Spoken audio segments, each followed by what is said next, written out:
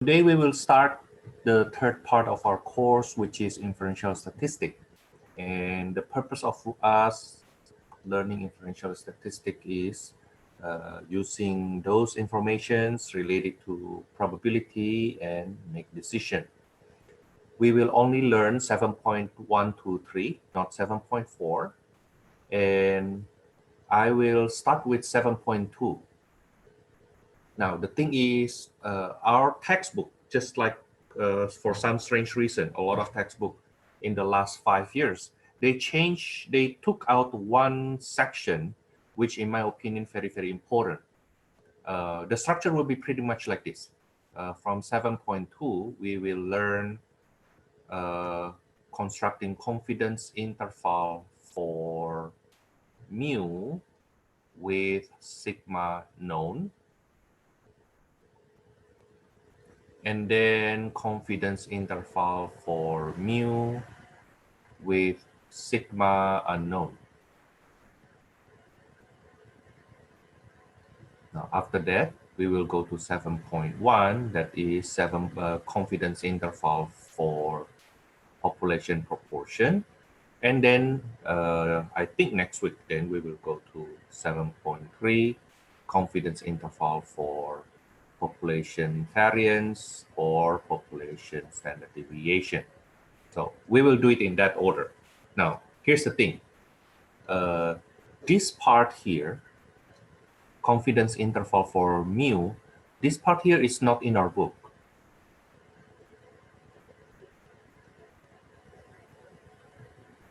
In our textbook.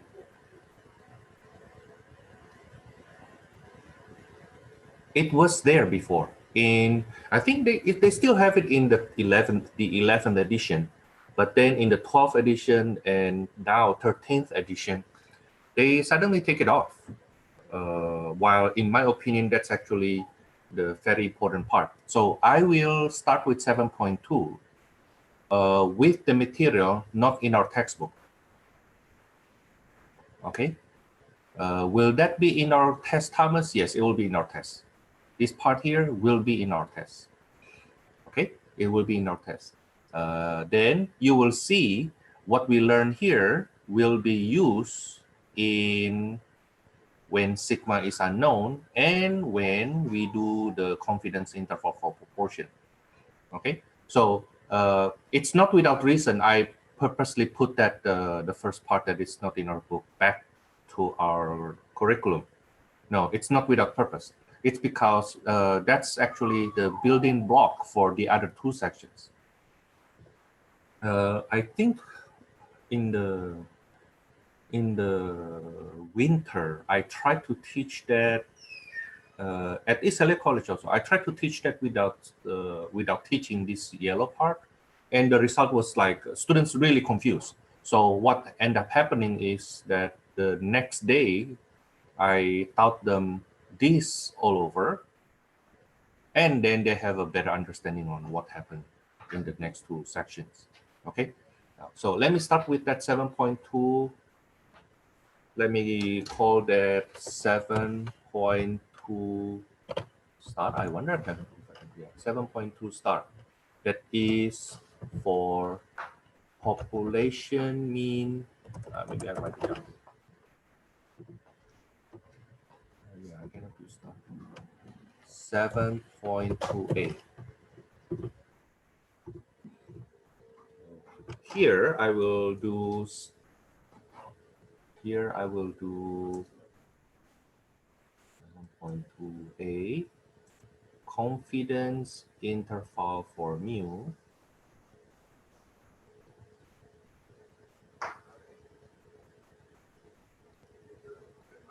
for population mean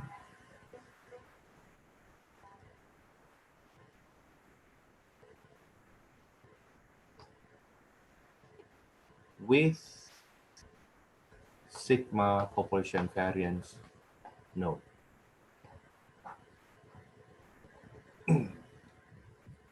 Okay, here's the template.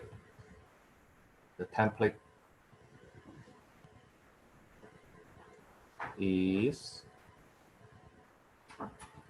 the first step when we construct confidence interval later on, the first step is we need to first tell the best point estimate. Best point estimate.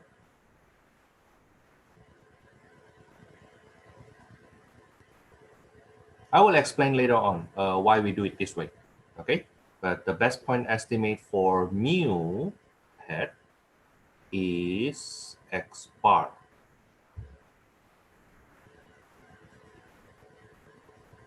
And then after that,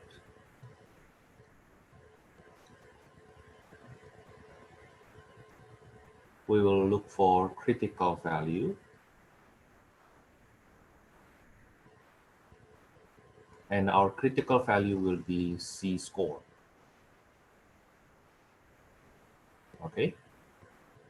Second step, it will be margin of error.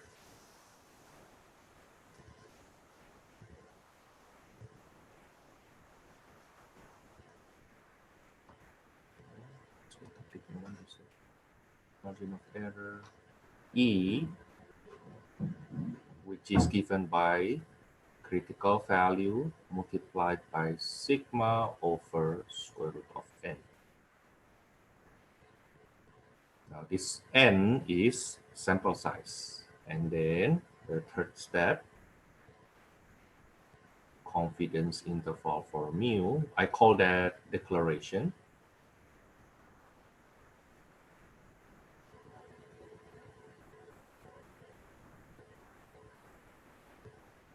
I call this the declaration.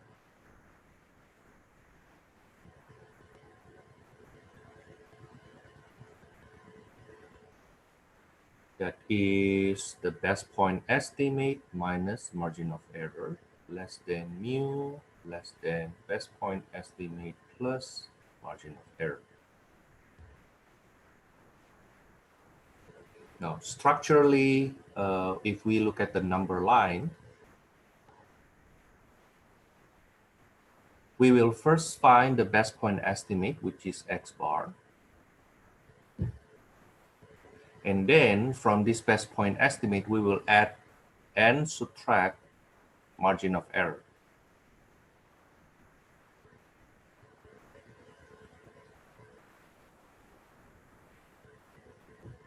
So this will be x bar minus margin of error, and then this is x bar plus margin of error.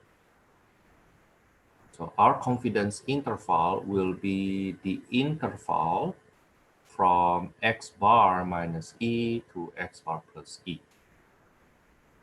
Okay, so you see that this x bar is actually the midpoint of the lower bound and upper bound we got here.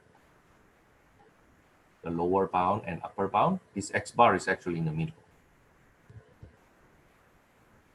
Okay, now of these three parts, the one that I need to first explain is how to find the critical number. Critical number, note, we obtain critical number or critical value Z critical from confidence level.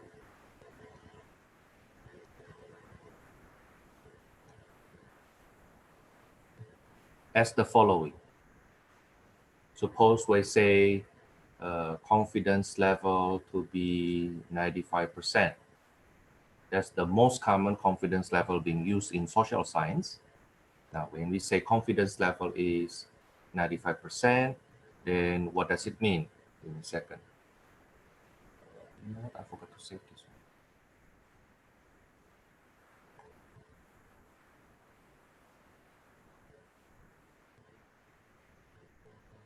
In a second.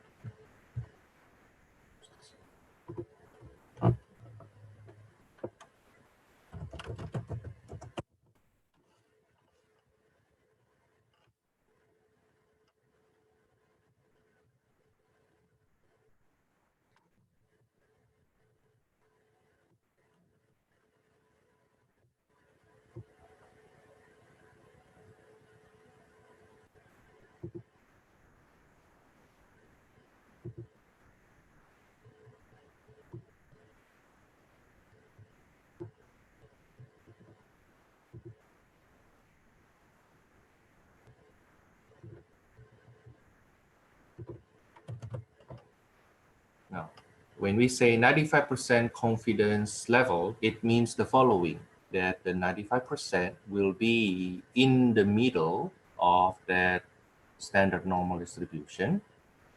Okay, it will be in the middle. Now, the critical value is this one, this number. We need to find this number. Okay.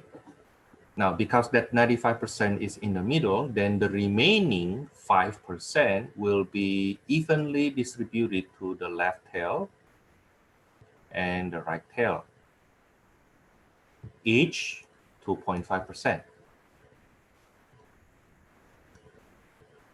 So using that 95% in the middle, we know that the remaining 5%, the remaining is 5%, and that 5% will be divided by two tails, such that the area to the left here is 2.5% plus 95%, which is 97.5%.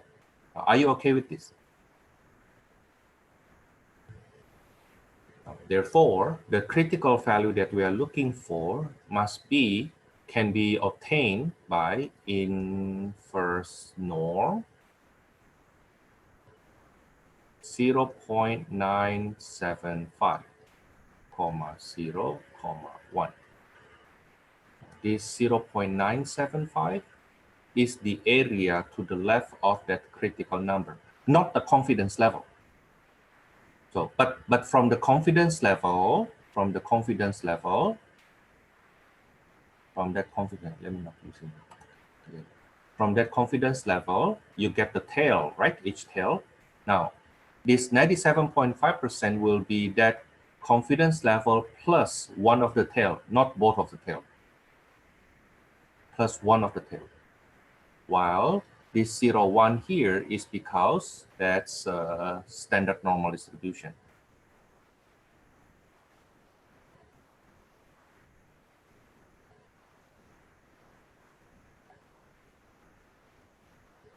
Okay, so standard normal distribution, that's normally distributed with mean 0, standard deviation 1.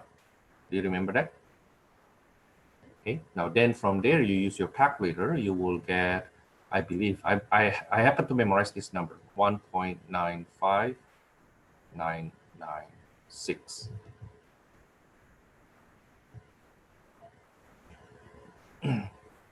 Now, let's repeat what happened if we have the confidence level of 99%.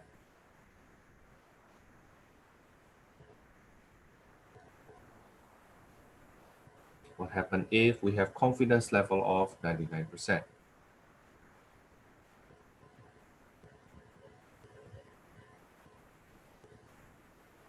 Imagine the standard normal distribution, and then you need 99% in the middle. 99% in the middle. Therefore, the remaining 1% is being shared by two tails. Right? 1% divided by 2, we have 0.5% for each.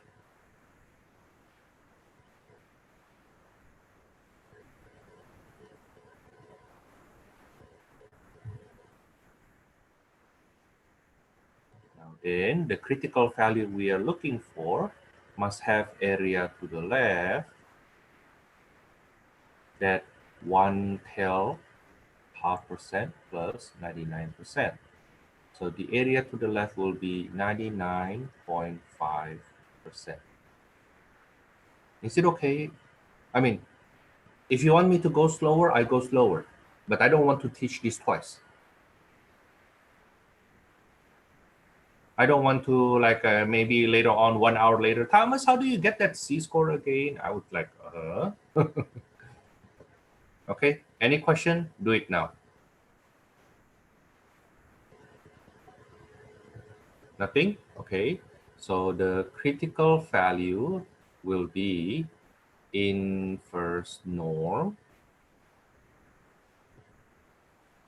0.995, 0, 1. Okay. And this will be, I think, 2.57583. Let me check.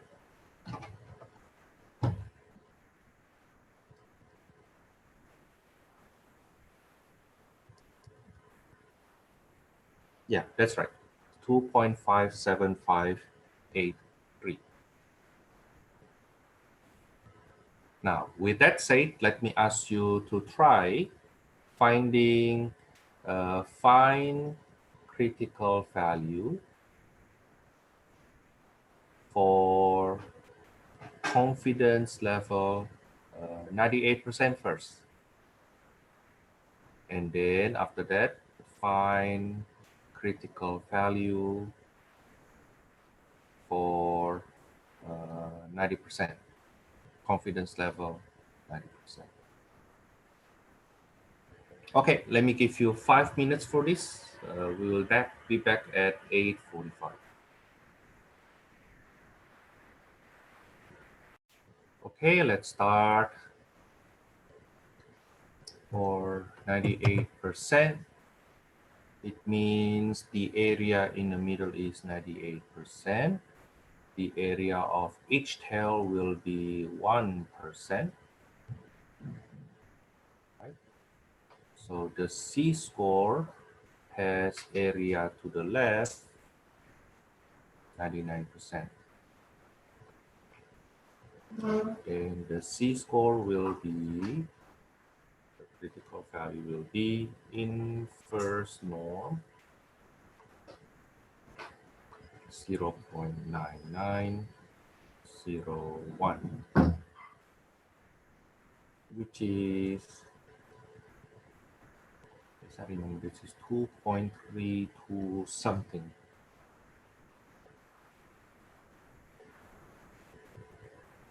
2.32635. 635. While for 90%, it means the area in the middle is 90%. The remaining 10% is being shared by two tails. So the critical value have area to the left, 95%. Then the critical value will be inverse norm, 0.9501. That will be 1.64483, as I remember.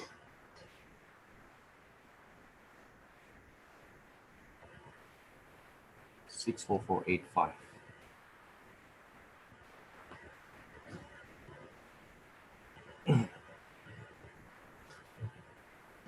Okay.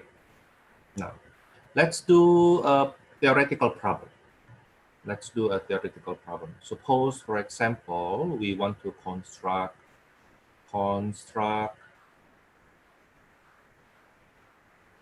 a 95% confidence interval for mu with n, let's say, equals to 40, x bar equals to 68, and population standard deviation is, let's say, 2.5.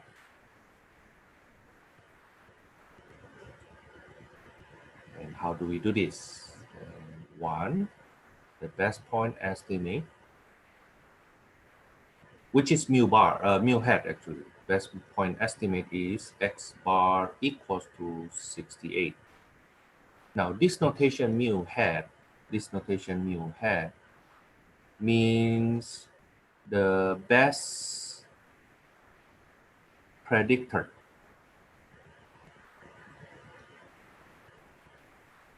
for mu. Or we can also say the best point estimate, the best estimate for mu. Point estimate for mu.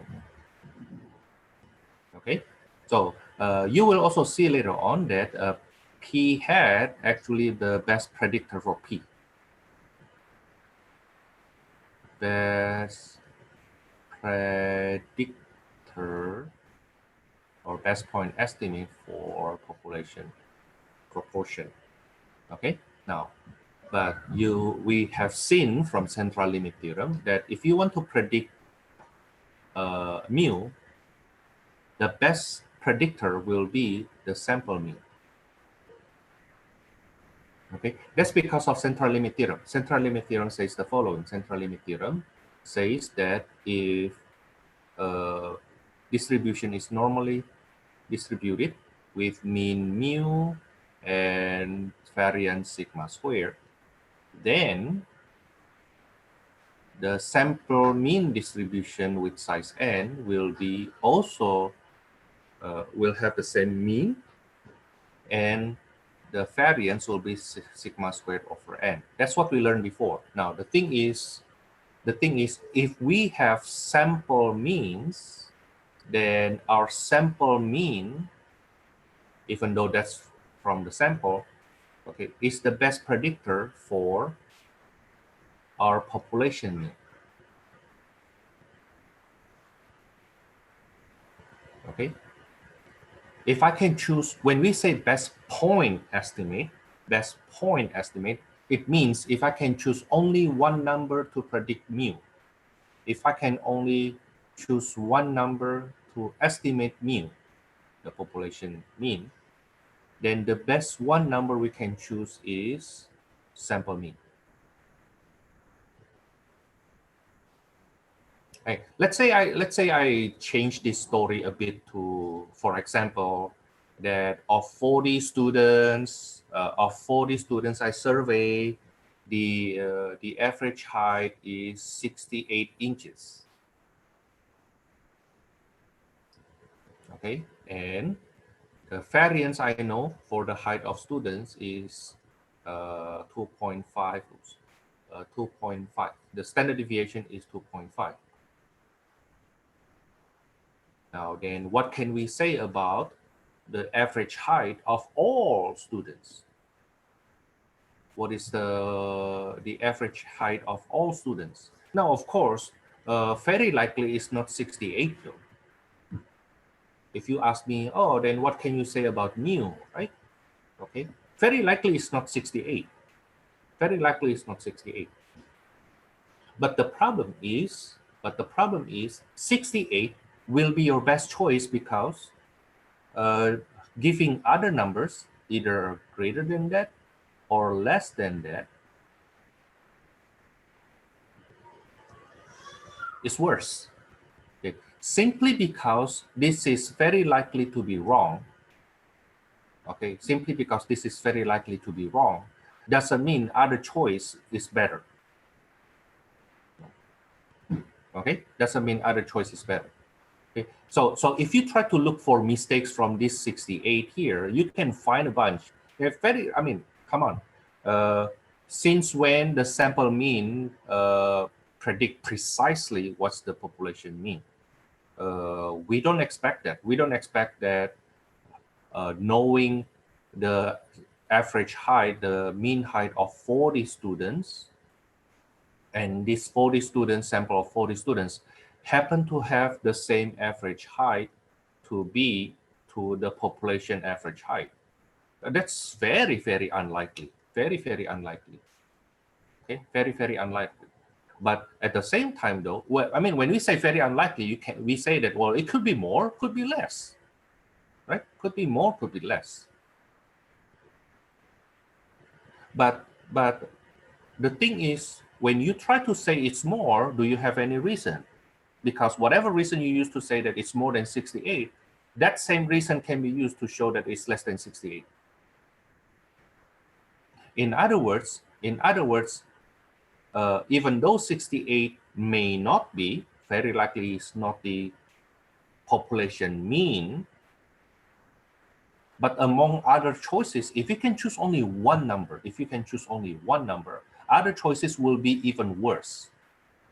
Put it this way. Even though 68 is, we know 68 very likely is a wrong population mean. But choosing other numbers is worse. But we don't have reason to choose numbers other than 68. If I can choose only one number, that's the only number I can choose. Okay, I have no other choice. It's like imagine if Thomas in his whole life met only one girl, and I can only marry one girl, of course, right? Which girl will I marry? That one girl, right? Okay, you can say that why Adam, for example, marry Eve? He has no choice, right? Okay, that's a joke though. Yeah, I have no choice. Very likely that person is not the most suitable for me, but I don't see any other girl anymore. So that's the only person I can marry, right? Okay, saying that there must be somebody else better than that, well, okay. Saying that there must be somebody else better is a hypothesis that we don't have evidence yet. Okay, I mean, I agree there must be somebody better than her. Okay, but the thing is, I don't meet that person. I don't have reason to claim that must be somebody else. That's just hypothesis without evidence. Okay, now what confidence interval trying to do is this. Okay, if you now allow to choose instead of only one number, I let you choose an interval. I let you choose an interval. Then what that interval be? Okay, now then from here we start arguing statistically. Okay, I can make that interval really big. Okay, but when that interval is really big, the accuracy is being compromised. So put it this way, if the confidence level increasing, then the confidence interval will get wider, right? But that also means less accurate. No, I think less accurate is not a good idea, not a good word. It's like the confidence interval is maybe too wide.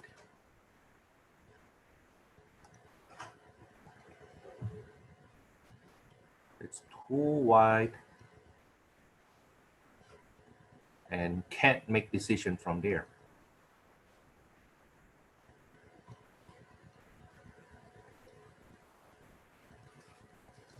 Now, of course, then you say, oh, okay, I don't want it too wide. Make it narrow enough such that the confidence interval, make it narrow enough such that I can make decision. Okay, if you want the confidence interval becomes narrow, then it's actually smaller, right?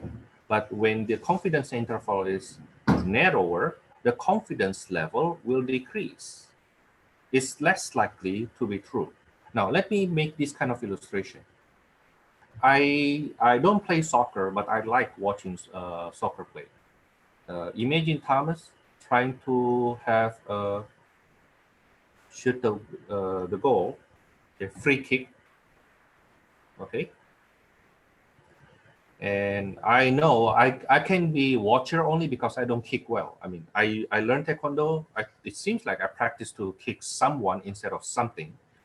Okay, but when when I kick the ball, for strange reason, I can kick the ball, but I cannot direct where it goes. Okay, so if I practice kicking the ball, right, I want to hit the goal though. But what happens if I don't do well?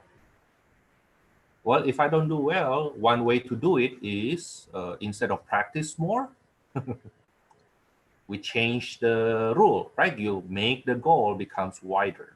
How about that? Right? You can make the goal becomes wider, but then once you make the goal becomes wider, should Thomas be happy? If my son's the one playing this, right? If my son, I train my son, okay, you know what, son, his name is Peter. Okay, hey, Peter, kick the ball and hit the goal. and he keeps on hitting just the ball just going anywhere. So what I do instead is, okay, let me make the goal wider then. And then, of course, once I make the goal a lot wider, he can kick it in all the time. But at the same time, should Thomas be happy? No, I should not be happy. Why? If you make the goal so big, if you make the goal so big, then everybody can kick and go in. Nothing to be happy with that. I mean, nothing to be proud of. Okay, nothing to be proud of that.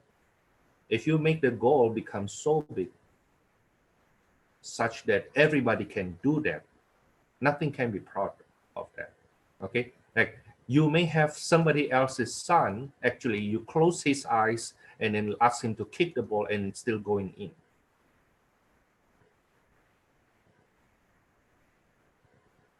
So that's not a good idea. Now, I'm not a good basketball player. I don't play basket. Okay, again, because I'm not good with my motoric skill. Okay, that's why I only teach.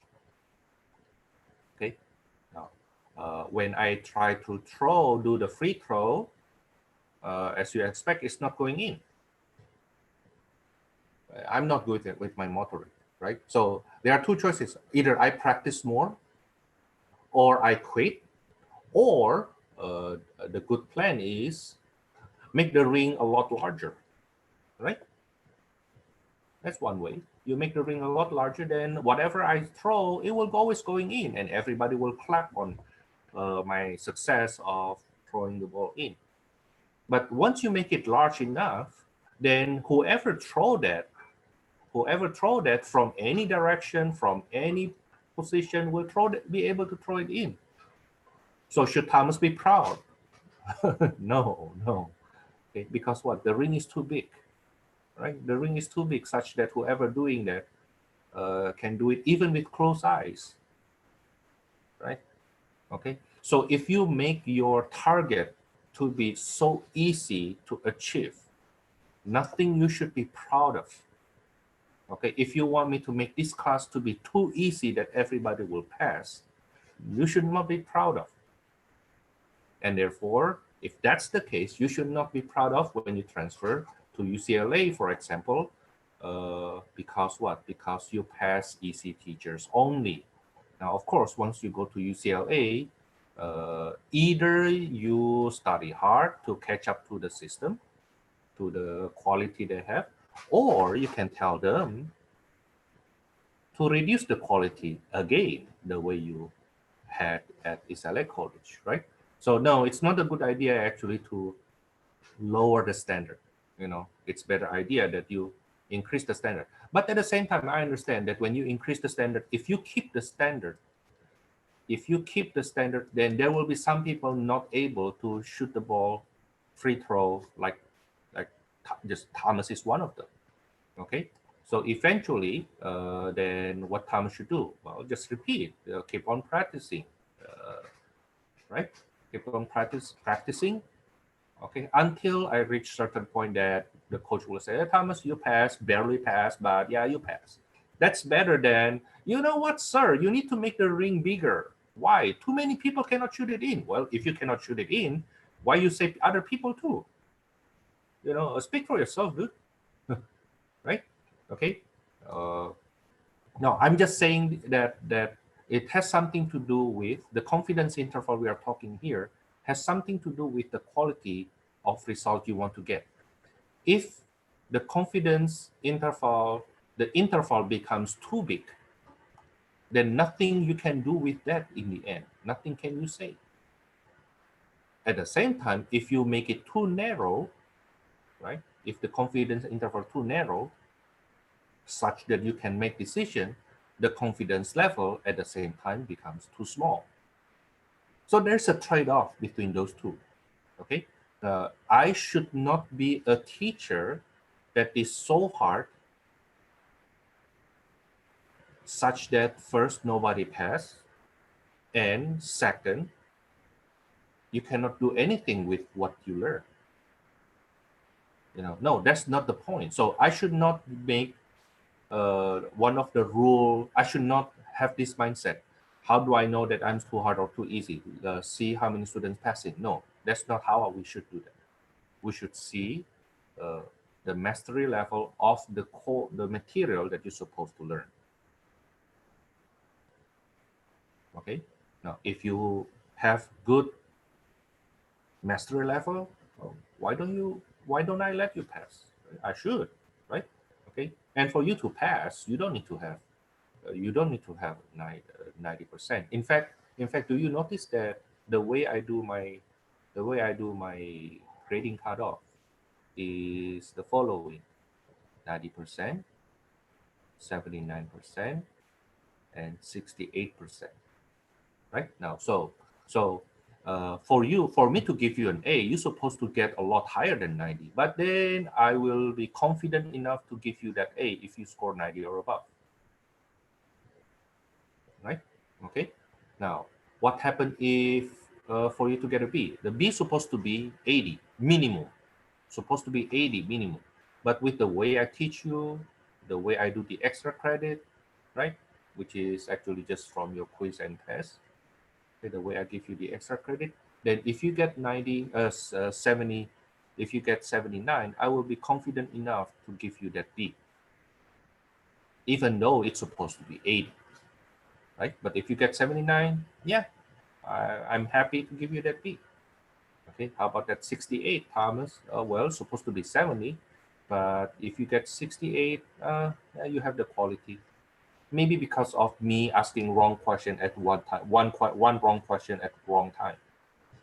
Maybe, you know. But if you get 68, I give you that C. How about less than that? No, it's way too far below. So it has confidence interval also in mind when we did this kind of thing. Okay, how confident will Thomas be that my students will survive when the next teacher give you a statistic assignment? Usually in psychology class. Usually in psychology class.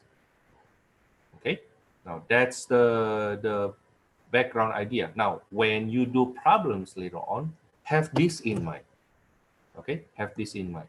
Like we want a confidence interval. We want an interval that I can use to predict, but at the same time, the higher the confidence level, the wider the interval. Okay, and at one point you want to be so confident, but the interval you get is so useless. Okay, let me continue. We get the best point estimate at X bar 68. Now, how about the critical value? Z critical is inverse norm 0. Oh, what's that? I don't know. What is that? So, okay, 95% in the middle. You may need to repeat the same story again and again for the rest of the day. This is the critical number. This is 2.5%, right? So the area to the left is 97.5%.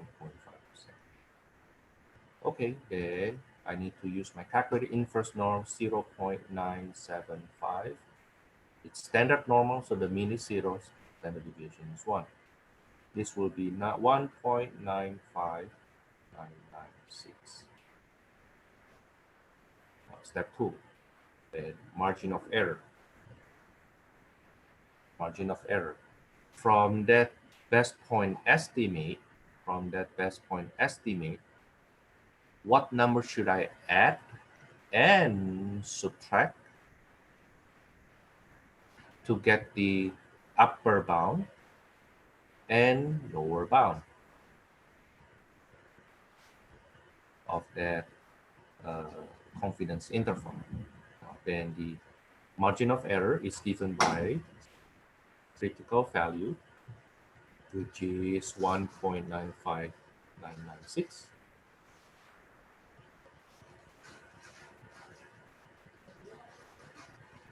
multiplied by population standard deviation over square root of sample size. Then use your calculator here.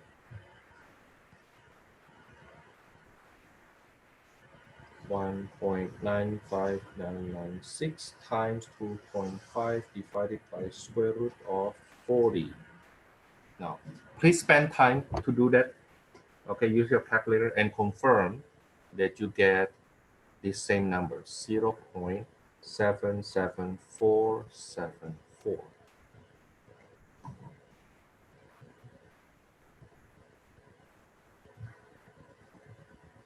And step 3, declaration.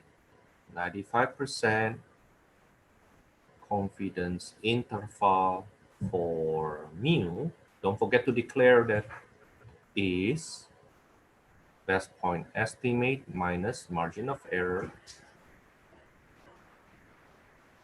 less than mu less than best point estimate plus margin of error.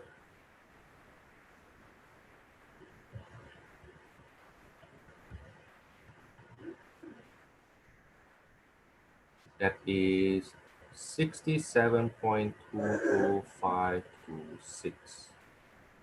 And this will be 68.77474.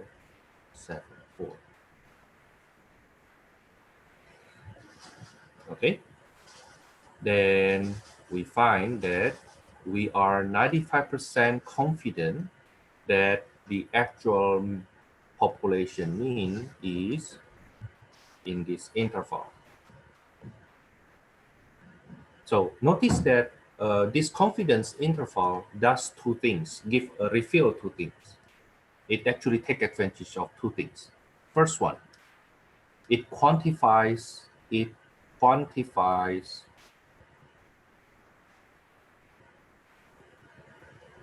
our confidence level. It quantifies our confidence level. So when I give this number 67.2 to 68.8, somebody may ask me how confident you are, right?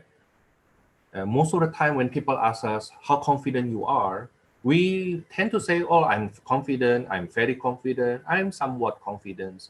But then when we ask further what percent, how confident you are in number sense, between 1 to 100, between 0 to 100, that's where we get confused. Like, I don't know what number I should put on that.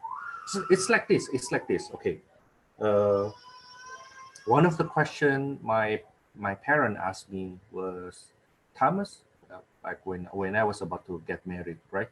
Okay, basically the last moment before when I still push that cancel button, right? How confident you are that this girl is the right person for the rest of your life? Okay, now of course my parents didn't learn statistics, so I just say very confident, right? But I imagine if my dad were a stats person, he would have asked how confident in percentage. You know what I mean? Okay, then can you quantify that? The thing is, when we say in our daily life, when we say confident, and we are asked to quantify that, we say, oh, 70% confident. Now, in statistics, 70% is not confident. No, it's not. In fact, there's a saying, not in a saying as if it is a myth, as if it is a myth. No. In statistics, when we say confident, in statistics, if the word we use is confident, it refers to 95% level. When we say very confident,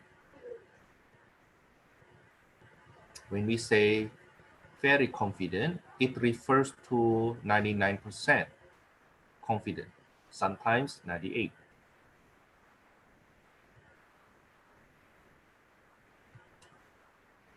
If we have 90% confident, the saying in statistics is somewhat confident.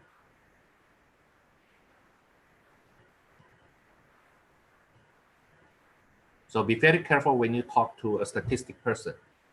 Okay, when you ask me how confident you are, well, somewhat confidence. Oh, so you are not sure. Hey, come on, somewhat confidence is 90%. You know, what does 90% confidence level mean? it means like this one here. What does this 95% confidence mean? It means if I do the same procedure again and again, if I do the same procedure, the confidence is on the procedure, not on the number. Okay, the confidence is on the procedure. If I do the same procedure again, okay, I get 40 sample of 40. Okay, whatever the sample mean I get in when I do it again, maybe not 68 anymore. Okay, then the result, the confidence interval constructed from there has 90% chance to include the mean, even though the word there is not correct. It's not the chance, actually. We are confident that my procedure will result in an interval that is containing the mean 95% of the time. So there's still a chance that there's still some possibility that the actual population mean is not included in this interval. Okay, there's still a chance.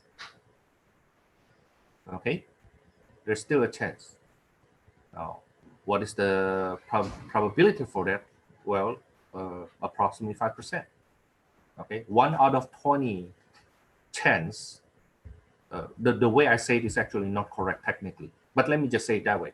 Okay, I have 5% or less chance that the actual population mean is not included in this interval.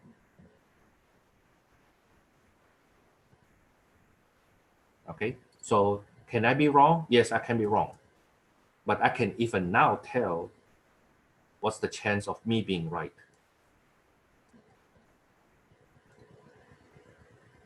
Okay, that's one. The good thing about this technique is it quantifies the confidence level. So when we say confidence, we are not in statistic. When we say confident, it's not rough meaning. It's like how confident you are, 70%. Do you call 70% confident? And somebody will say yes, somebody will say no. No, in statistic, no. In statistic, when we say confidence, it's 95%. Okay, so with this mindset, when you go out there to the world and people ask you about confidence, okay, don't just say confidence. Don't just say confidence. If possible, give them the scale. Oh, on scale 0 to 100, it's 85%. Okay, and let that person decide if that's confident enough. Okay, because you have learned statistic, and in statistic, 95% is the word confident. Less than that is somewhat confidence. Let's say 90% is somewhat confidence. Okay. In fact, when we try to do a research, right, they start with 88%, not less than that. They start with 88%. Why 88? I don't know. Okay. But most of the time, they start with 88%. Like when they do the vaccine, right? When they do this vaccine, they need to get that 88% confidence level to continue with their research. Okay? That they need to be confidently having 88% confidence interval to continue with the vaccine research. Okay. Now, what happens if it is less? Then something not right with that vaccine. They need something more than that. Okay, then they go on. Once they reach, oh, you know what? We are confident, 88% confidence that what percentage of people taking the vaccine will be protected. Then they do further research, slowly increase that 88% in, okay, increasing the confidence level. Now, that's one. Second thing, we also learn important stuff that confidence level increases implies larger margin of error.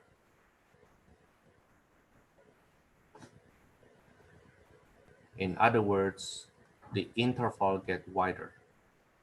Confidence interval will get wider. Okay, but at the same time, you see, like if you want to increase your confidence level, okay, you can increase your margin of error, right? Basically, it's by yeah, you increase your margin of error such that the confidence interval wider. Now, if the confidence interval too wide, it becomes useless. Now, another way to increase confidence level, as you see from the formula, you can actually increase your sample size. Notice that in our formula, margin of error here, this margin of error is determined by some numbers. Okay, the first one is critical level, critical value, which will increase if the confidence interval increase, the confidence level increase. But we also see the margin of error will get smaller if the sample size increase. Okay, so you can get a big confidence level, right? Even though you increase this thing, but you increase also your sample size. Okay, remember I said before, there's strength in power, there's strength in numbers, right? That's where the larger the sample size, the more trustable the result. Of course, your sample size, your sample should be non-biased, right? Okay, but once your sample is not biased, then the confidence level will also increase. Okay, but then when you increase the sample size, okay, the margin of error actually decreases. And therefore the confidence interval is narrower.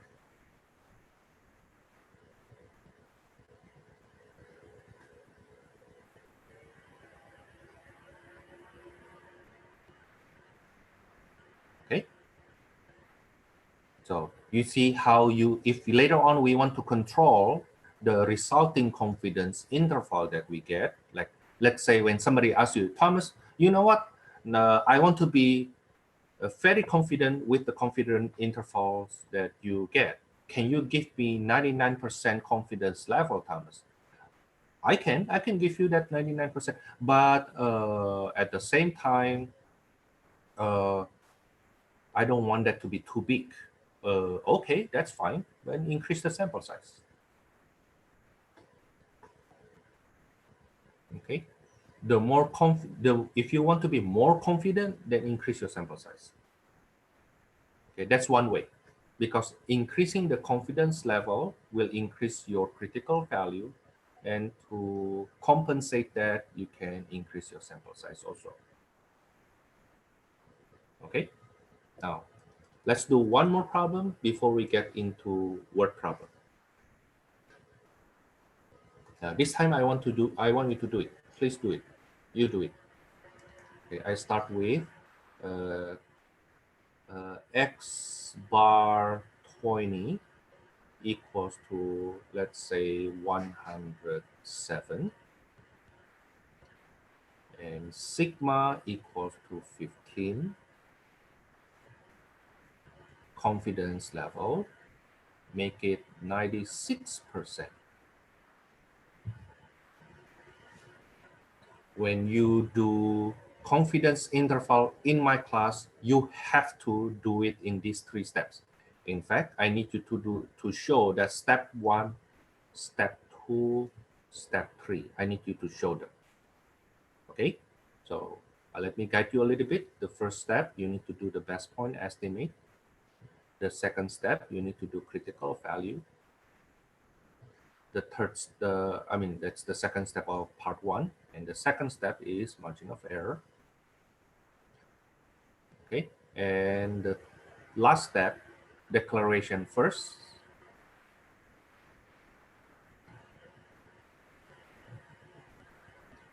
and then do the computation. Okay, let me give you 1, 2, 3, 4, 5, 6 minutes from here, 9:30.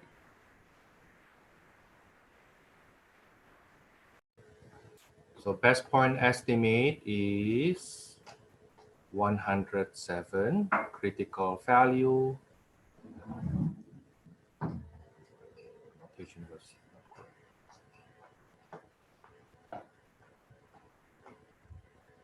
X bar is 107, critical value C, critical inverse norm.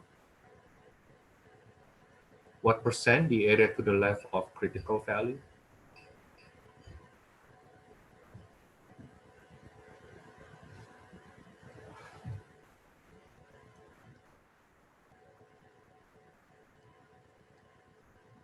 Zero 0.98 and 0.1. How do you get that 0.98, Thomas? Here, 98% here. I'm sorry, 96% there. The remaining 4% is being shared by two tails such that this one tail is 2%. The critical value therefore has area to the left 98%.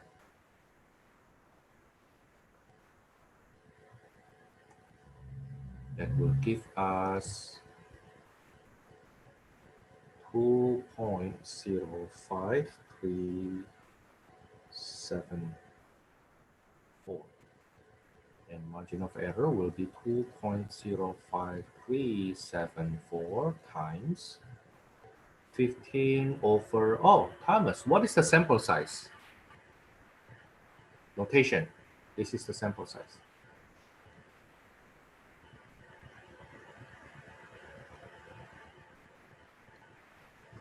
Okay, so 2.05374 times 15 over square root of 20.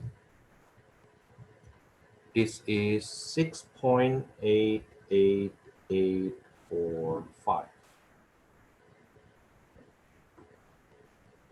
So the actual mu, the actual population mean will be the best point estimate minus 6.88845 less than mu less than 107 plus 6.88845. This will be 100.11155 less than mu less than 113.88845.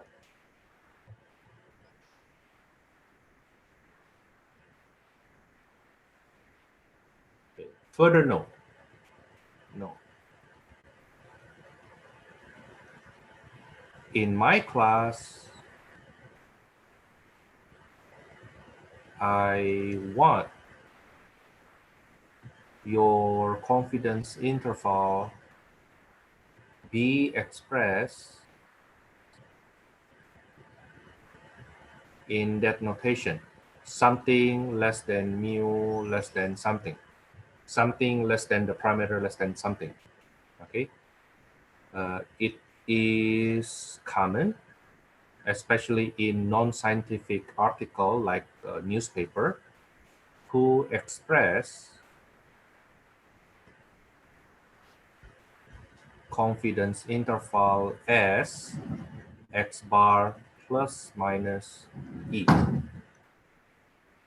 So for example, what we have here, they may express it as this way. They will say mu equals to x, equals to 107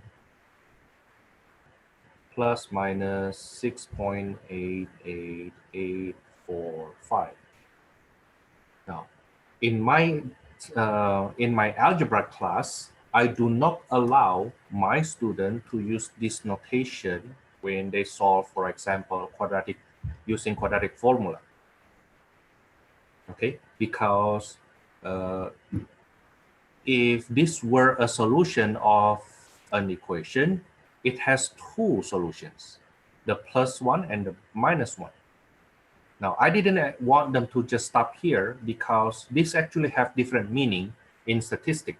Notice that I say that my mu equals to this, okay? But this mu is actually not two numbers, no.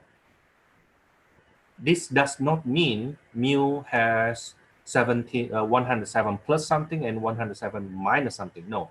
This actually means that mu is in between those two numbers.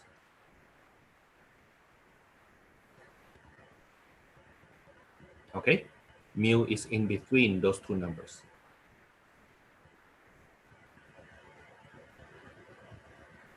So the reason, one of the main reason I don't let students to use this notation in my statistics class is because this has different meaning. It may have different meaning. This notation may have different meaning. And the fact is, I have seen enough students who think that way from other class. Okay, that one. Second, this is simply from students who are lazy enough to actually use their calculator to compute. Right? I mean, they're supposed to compute this though. Get the lower bound and get the upper bound. Okay, that's one. Second, another way to write confidence interval, I usually accept it, but I don't like it, is by using interval notation. 100.11155, 113.88845.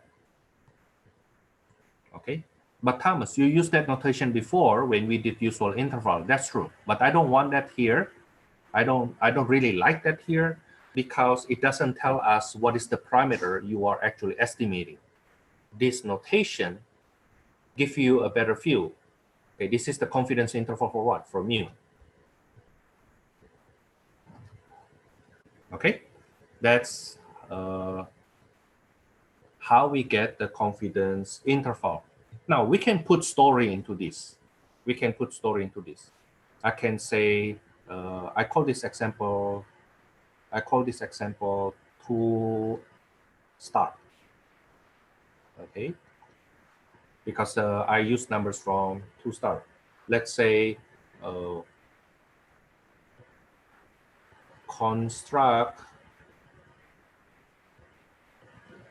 96% confidence interval for the average IQ score of all ELAC stat students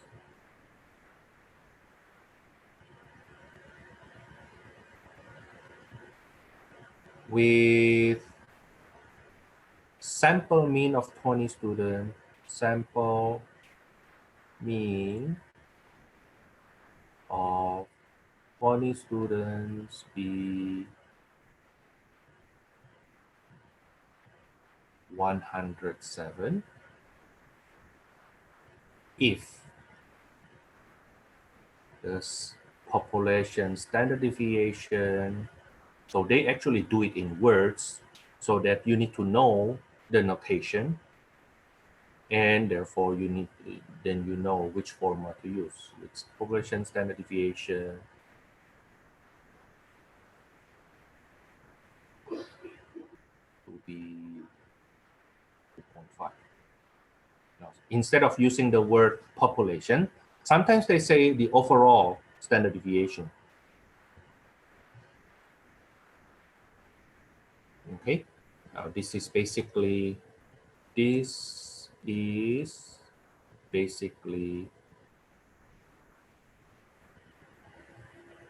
what we will do above.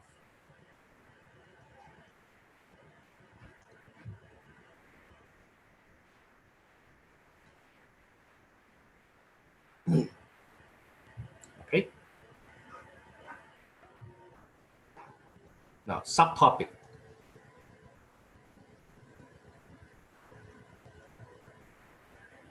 The issue of minimum sample size. Minimum sample size. Suppose your boss tells you that suppose the confidence interval you want is, let's say, 98%. Maybe I give it this way. Give it known confidence level, and then margin of error, and then sigma. And we want to find the n. For example, the confidence level is 96%. The margin of error you want is 0.5. The sigma is, let's say, 3.2. Find the minimum sample size, n.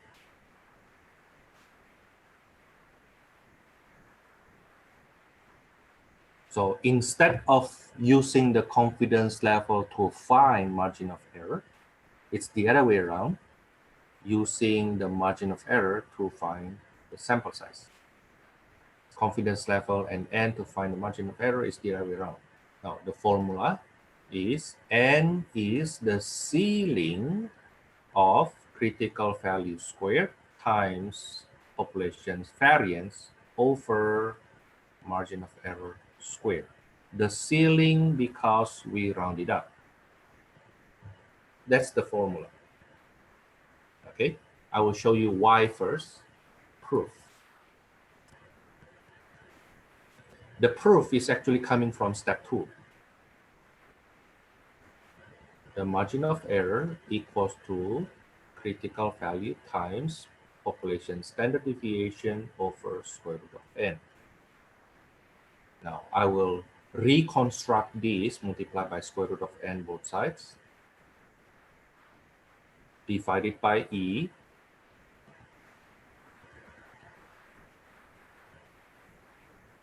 and then square.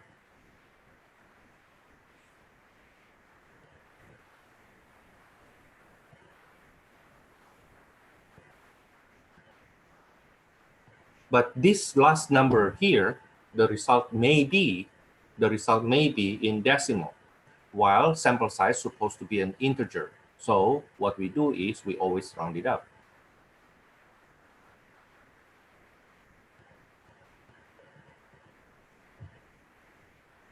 Okay, that's how we get that formula. So it's not, it happens to be something you can understand. It happens to be something you can understand. So let's apply that. Let's apply that. So solution. From that confidence level, 96%, I need to find the critical value first. You will see that's inverse norm. You do your own standard normal distribution, okay? But you will see that this is 0.9801. So the critical value is 2.05375. Is it the number I use? No, it's supposed to be 375, not 374. I need to correct this here. This is 5. Oh wow, that's a lot of correction. This is 5. 2.05375 times 15 over square root of 0.688849. Not that it make a big difference, but still, this is 9 here, so this is here, this is 1.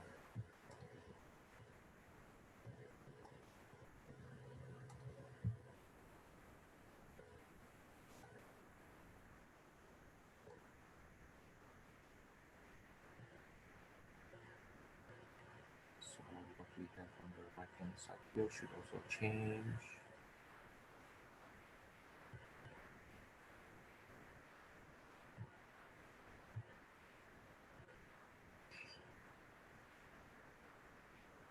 Okay, I fixed that upstairs.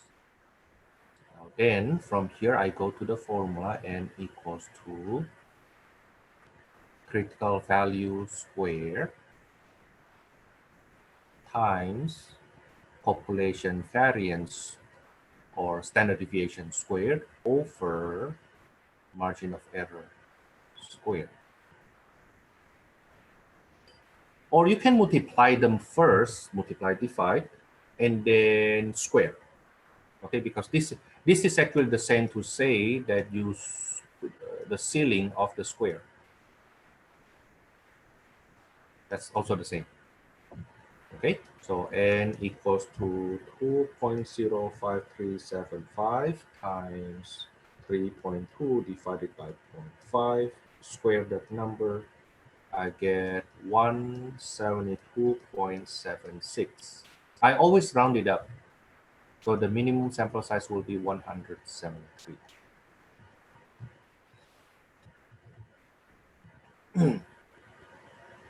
Okay, now I would like you to do a problem together with your break. I would like you to do a problem, example 3. Find the minimum sample size n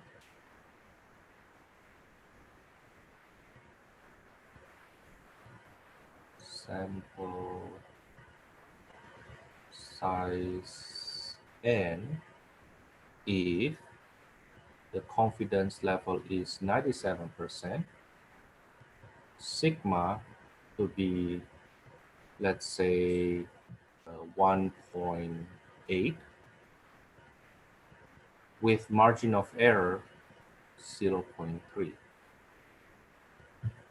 Okay, this should take you approximately 5 minutes plus 10 minutes break.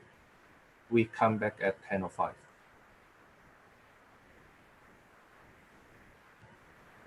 So you can see the formula there. So you can see better. Okay, take your break, but also do.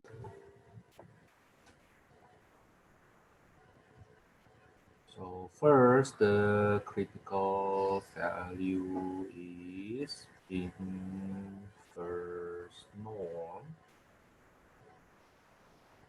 0.98501.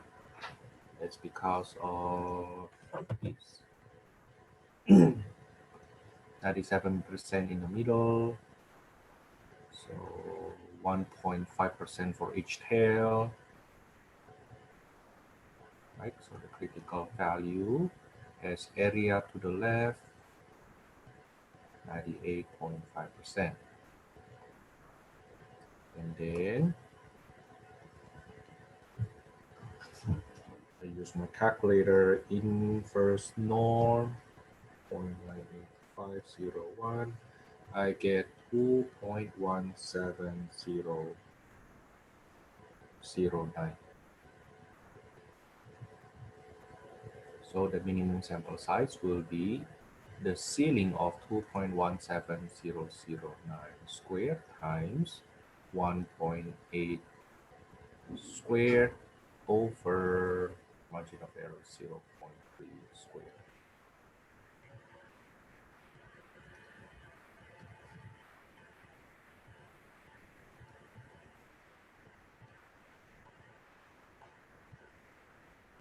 I get 169.53. I do the ceiling. Now let me say it again. The ceiling means you always round up. The ceiling means you always round up, not round down. Okay, so you will get the same result even if that were 169.03. You still round it to 170. Okay, you still round it up. Okay, that's for this section. Like what I said earlier, this section is not in our textbook. this part. It's actually part of 7.2. It's part of 7.2. So in the 10th edition, they have 7.1, 7.2, 7.3, 7.4 in the 10th edition, where 7.2 is confidence interval for mu with sigma known. Now they get rid of that section. So the 7.1 for proportion stay the same. The 7.2 they have is the mu with sigma unknown. Their 7.3 before now becomes 7.2, and our 7.3 right now came from 7.4 in the 10th edition. Okay, so they get rid of this. So you see from this section, 7.2a, I call it. You don't see, I quote problems from the book, but this is still in your test pre. This will be in your test 3.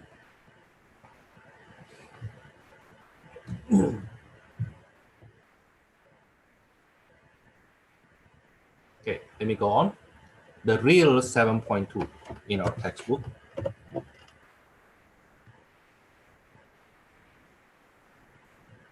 The real 7.2 in our textbook.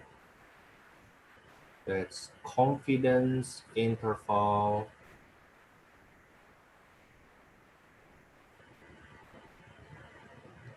for mu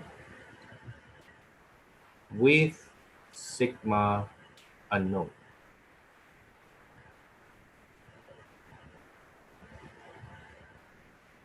So what happens if our sigma is unknown? The population standard deviation is unknown.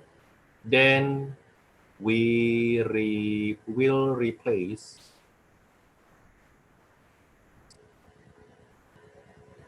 sigma by the population standard deviation by sample standard deviation. But at the same time,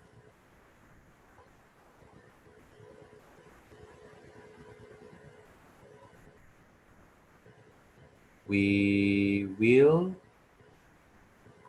change the distribution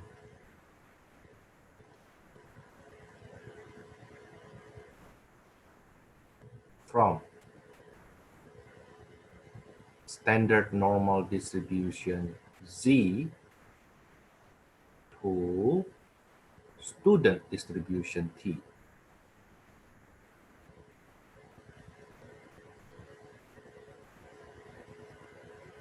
Now, what is a student distribution? Student distribution looks very similar to standard normal distribution with some difference here. The difference is the peak of the top of that student distribution is lower, yet the body is wider.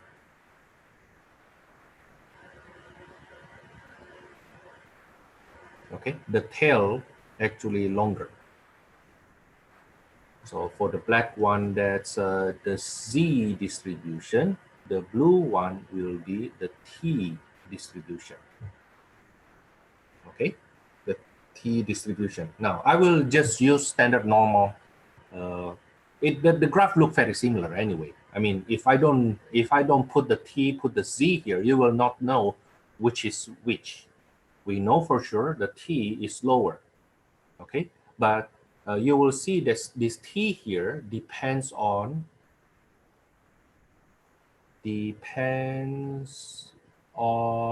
sample size T.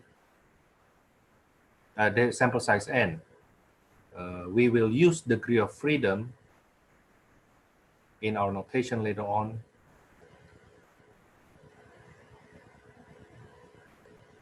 Usually denoted by df to be n minus 1.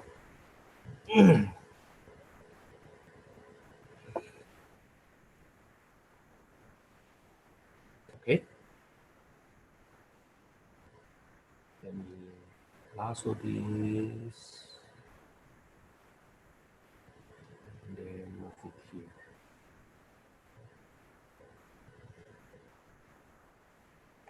Okay. So what we will do with that kind of change, Thomas, we will use the same template. We will use the same template.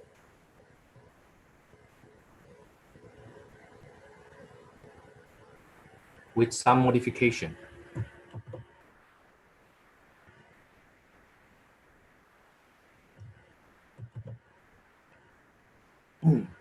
The one on the left-hand side is when we know the population standard deviation. Now, what happens if we don't know the population standard deviation? You will see all of them will be the same, except the one will change will be this and this. Only those two will change.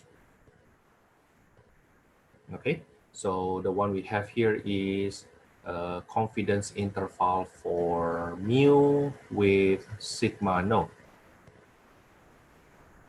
And what happens if we have confidence interval for mu with sigma unknown? Now, that will be the same. So the first one, the first step, the best point estimate will be the same. That's from the sample mean. Now, critical value, however, instead of C critical, we now use T critical. Okay, and this T critical will be inverse T instead of inverse norm.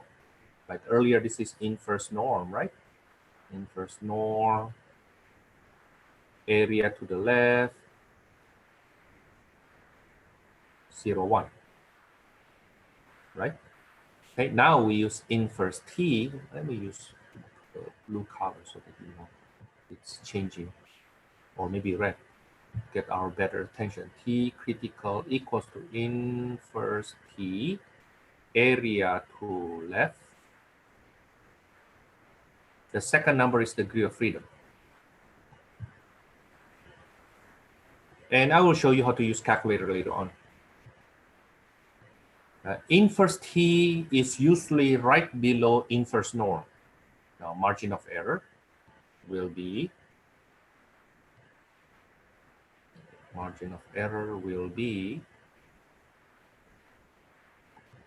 T critical times S over square root of n.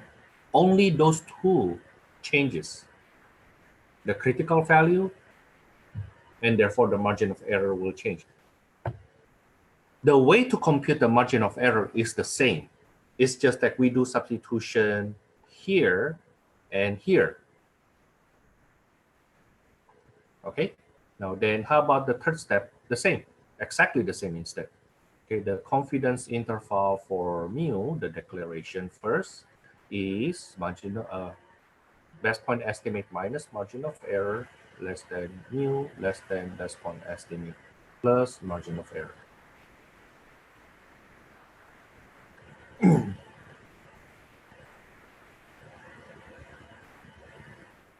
Now, suppose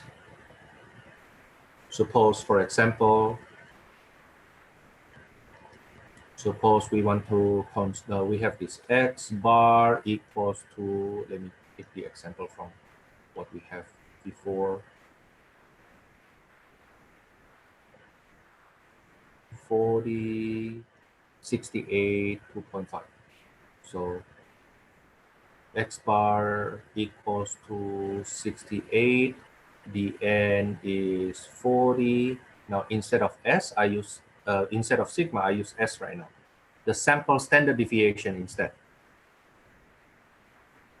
And I want to construct 95% confidence interval for mu. Okay, so very similar question with our example one earlier, but this time I changed the population standard deviation, becomes sample standard deviation.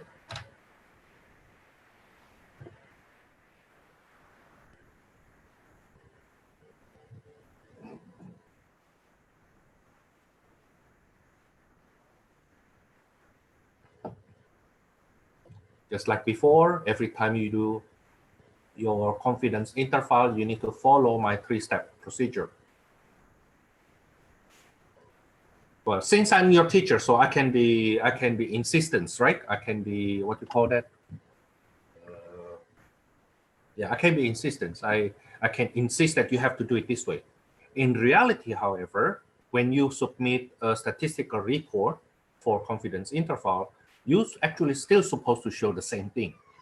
So what I am showing you here, the template that I show you here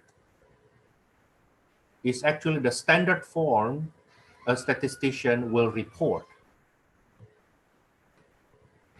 how they get the confidence interval. Okay, so no, I'm actually not being dictatorship that like you have to do it this way, you know. You have to do it this way in class, but in reality, that's also what you need to do. Okay, in reality, that's what you do in class, and that's what you need to do. Okay, so let's see. Step 1, best point estimate. X bar equals to 68. Critical value, because we don't know the sigma. So basically, sigma is unknown, right? Then you know you need to use T. Okay, so T critical equals to, let me grab my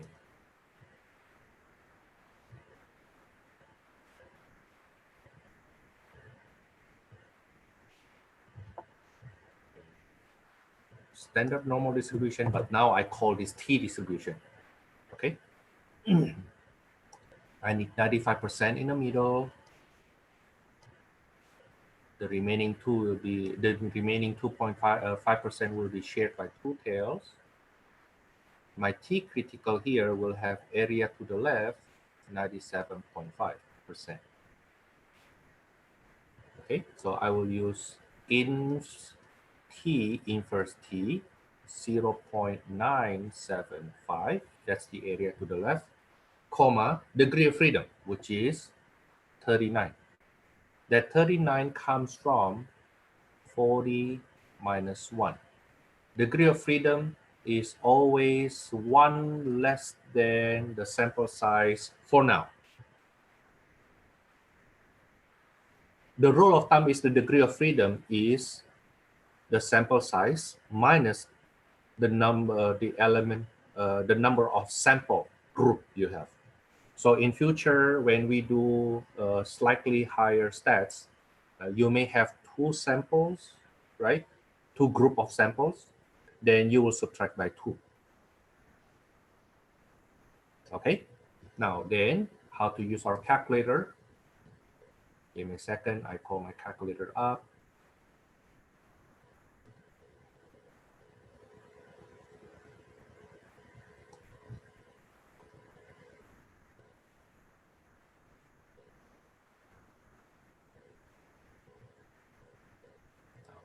Inverse T is usually located below inverse norm. So you see the fourth option here. The fourth option here, inverse T. The area refers to the area to the left. You're seeing my calculator right now, right? Yeah.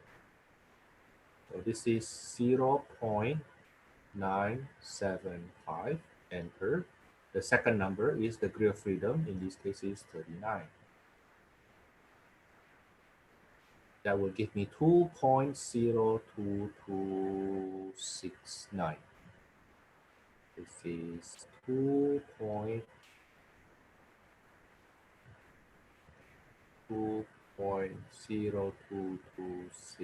Let me check if I copied that correctly. Yeah, that's right. Now then,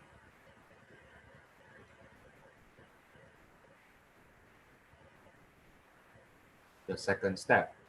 You will see the second step is basically doing the same thing we have in earlier case. This is 2.02269 times, instead of population standard deviation, which is sigma, we now use sample standard deviation, which is S, but still divided by square root of the sample size.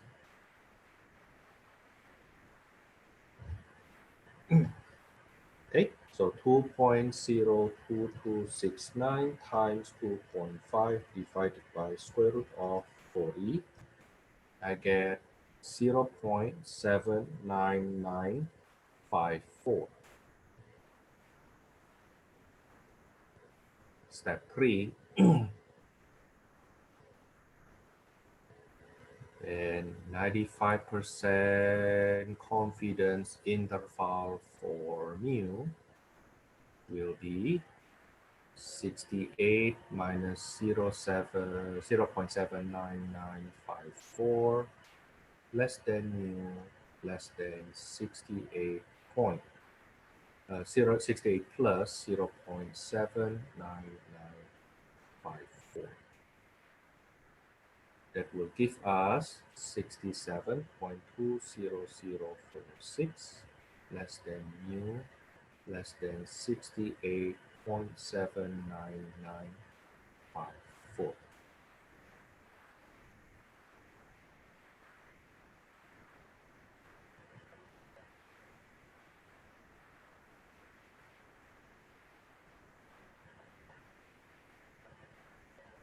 Am I too fast?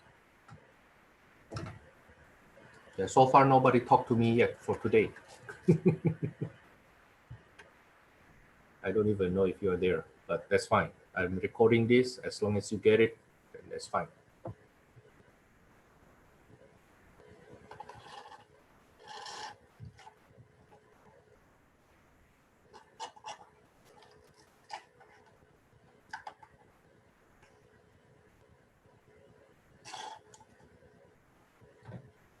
Now, next thing I want to do is to teach you how to use calculator to confirm your solution. Below, I will show you how to use your calculator, in this case TI-84 or TI-83, to confirm your answer.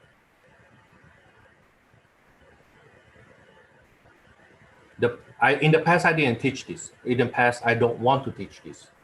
But then I noticed that some of my students actually quite talented in stats.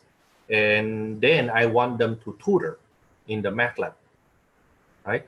And as I know so far, once they know that you actually passed my class with an A, they almost always just hire you right away. You know, simply because you passed my class. Okay, but then those students who passed my class with an A in the past have issue with calculator use, and they get confused on how to tutor students from a class that use calculator. Okay, so for the next half an hour approximately, I will teach you how to use calculator, not only to answer questions to confirm your answers from these two sections, but also how to input data. Okay, now here's the thing. You already learned calculator to get the distribution. I hope you understand why then I shift my mind. I changed my mind from strictly using a regular calculator and using table around 3 years ago. And now I slowly move toward heavy use of TI-84, but I still try to avoid changing this course from statistic class into calculator for statistic class. You know, because I have to anticipate when you go to 400 level later on, when you transfer and you need to take stats class, then at that time you actually will not use TI-84. you will actually use Excel, okay, or StatLab, or Minitab, okay. But Minitab is just modification from Excel. Now, first, I want to show you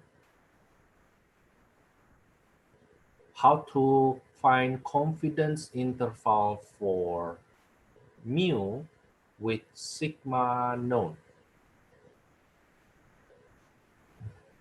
On your calculator, I will show that to you. On your calculator, it will go to stat. Let me show my calculator.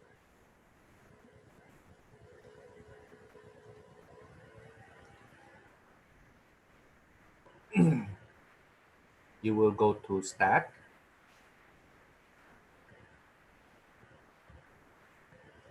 And then move your cursor to test.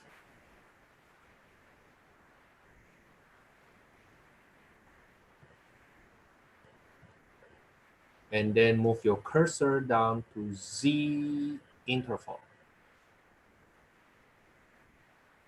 Now, trust me, those students who try to learn stats by calculator, they still need to know something.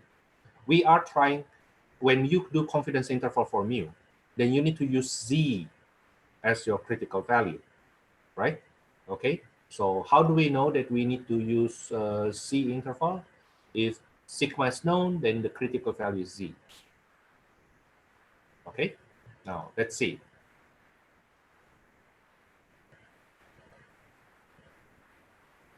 Sorry. Let's see. This is what you get. You go to stats, move your cursor to test, and then move that down to number 7. You get Z interval. Now, then the first question is, where is your information coming from? Do you have the raw data or do you have the statistic? Okay, statistic means the stats here. The stats here means that you already have the X bar, you already have the sigma. Let's put it in stats. Then they ask you, okay, the first one, what is the standard deviation? Population standard deviation. And then how about the X bar, the sample mean? And then the sample size, and then confidence level.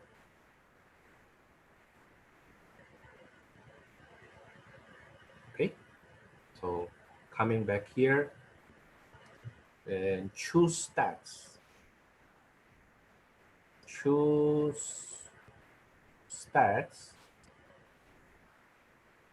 in the input, for input. If we know the sample mean, population standard deviation, sample size, confidence level.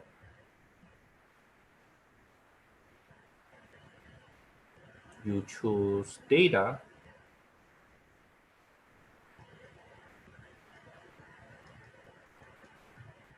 for input. If we have raw data.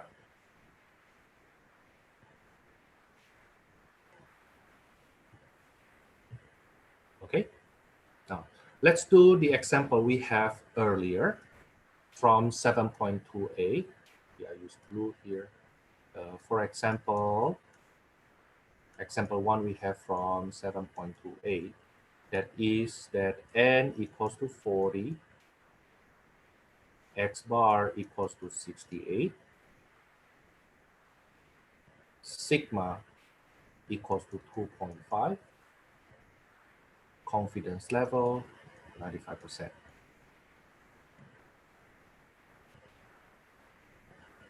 Okay, so the sample standard deviation and population standard deviation is 2.5. Sample mean is 68. Sample size is 40. Confidence level 0.95. Then calculate, boom, that's what I get.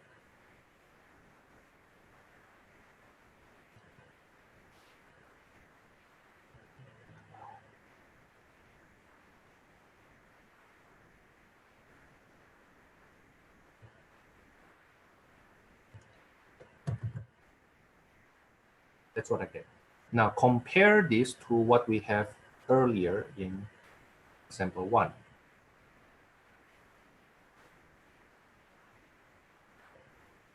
What we get earlier was this one, right? Let me put it back here.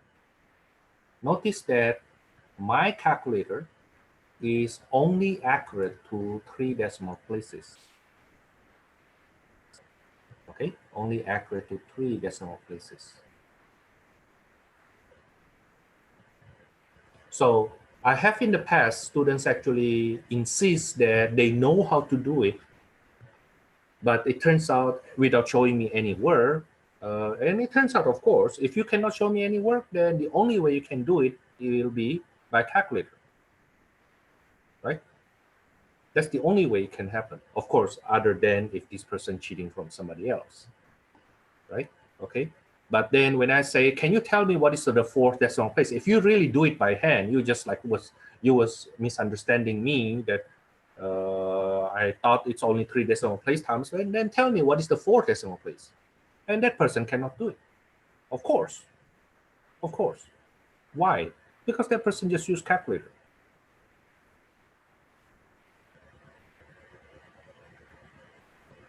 Okay, so you need to show me the work, the 3 steps earlier there.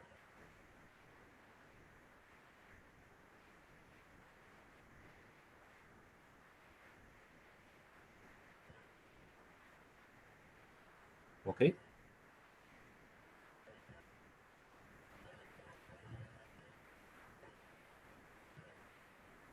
Now what happened if, on the other hand, don't use calculator to answer my questions, like especially with this confidence interval, but you can use calculator to confirm, right? At least with these, you see that the calculator result confirm your answer up to the 3rd decimal place.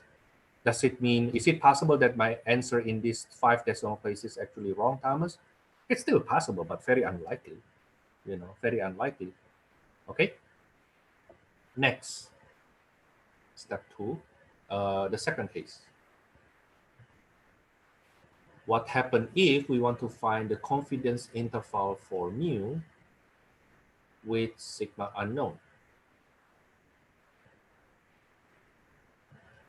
Then you will use the same procedure except that you will use t interval.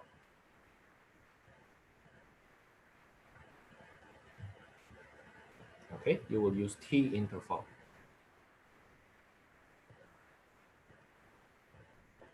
Okay, where do we get t interval? That's stats, go to test, scroll down. T interval is usually one below, the one below z interval. This is t interval. Then they will ask you the same question.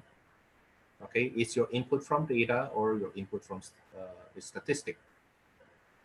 Okay, now then the sample mean is 68. Populations, sample standard deviation, let's say I put it 2.5, right? And sample size is 40, the confidence level 95. Okay, so I will borrow the same question I have up here. Let me lasso it.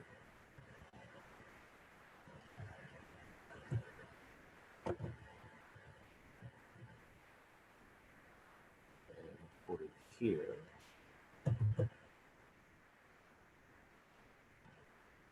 That's our sample 1. And then key in the data.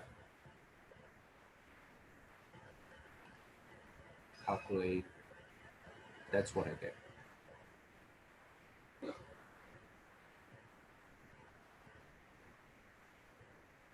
Again, the purpose I show you this is only to confirm if you get the right answer. Notice that it gets stingier. It shows you only 1 decimal place instead here, right? While our answer earlier was 5 decimal places.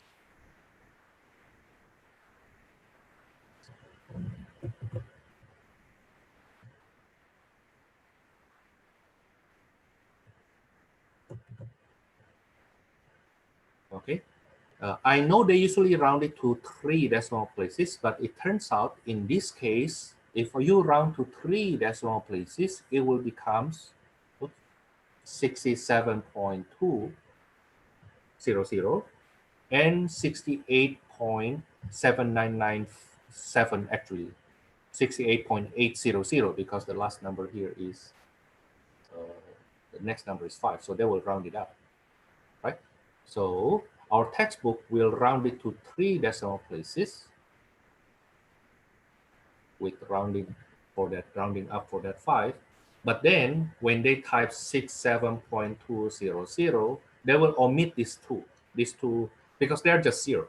So it seems like when you copy, if you use calculator only, it seems like you round it only to 1 decimal places, only to 1 decimal place. But at least you know, well, you know what, calculator work confirmed my answer.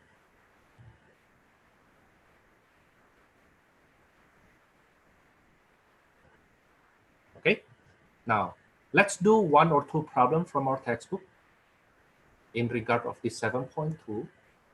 I want you to do it manually, my way first, and then confirm using your calculator. Let me grab question from the book. Give me a second.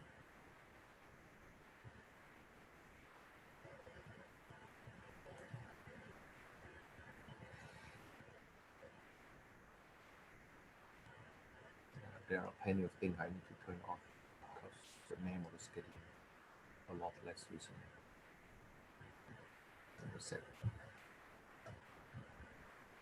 In your textbook, let's see which question I would like you to do.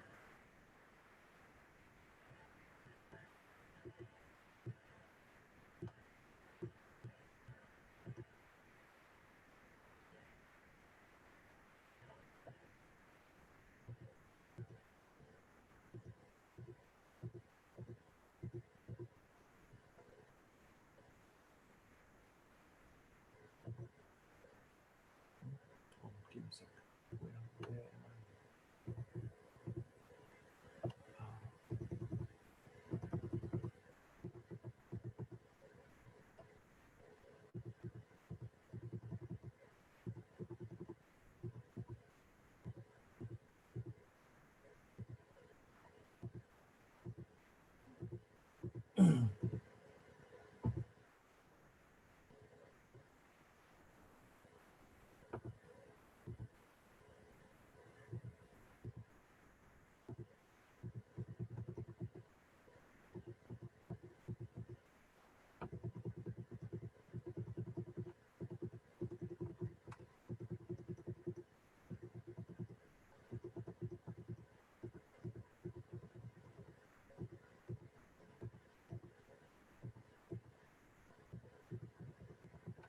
I'm still trying to find problems from our textbook. The thing is, I opened chapter 8 instead of chapter 7.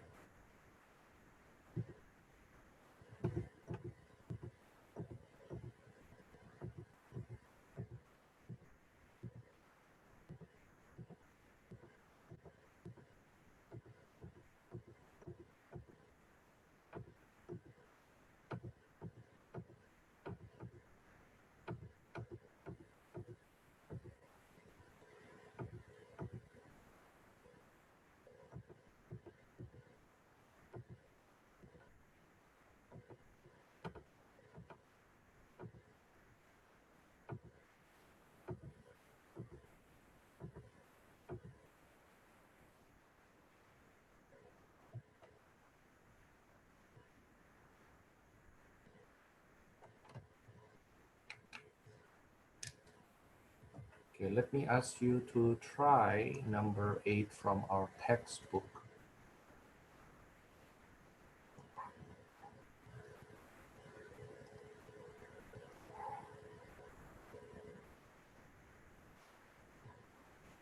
Very short word problem.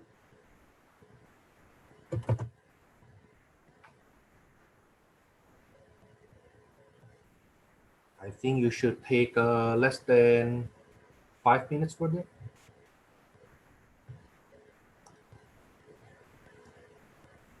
Okay, let me give you 5 minutes for this.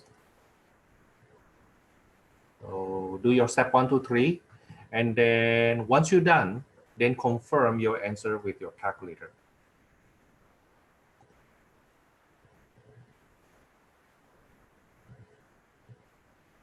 Okay, 5 minutes, please. So 10:50. 10:50.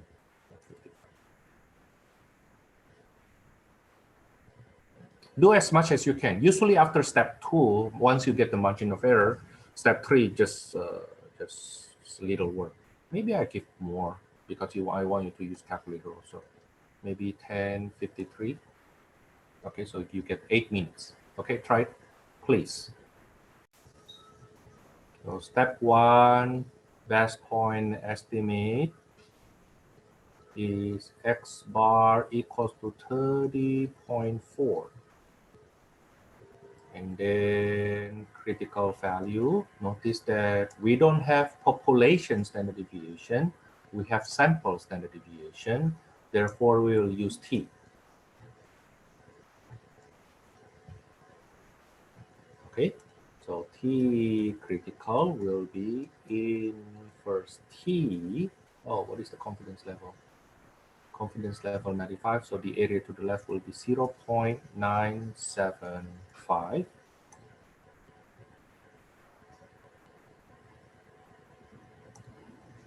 And then the degree of freedom is 204. This is the end. This is the degree of freedom. Okay, remember, the degree of freedom is 1 less than the sample size. So then I use my calculator. If you are using TI-83, TI-83 does not have TI-83 does not have inverse T, as I remember. Yeah, TI-83 does not have inverse T. TI-84 has it. So inverse T, 0.975, degree of freedom 204. So Thomas, what happened if I don't have TI-84? Then you need to talk to me. Then I show you how to program your TI-83 such that it has that inverse T. Okay, but on my calculator here, I get 1.97166. 1.79, 97, not 7, 166. 1.97166.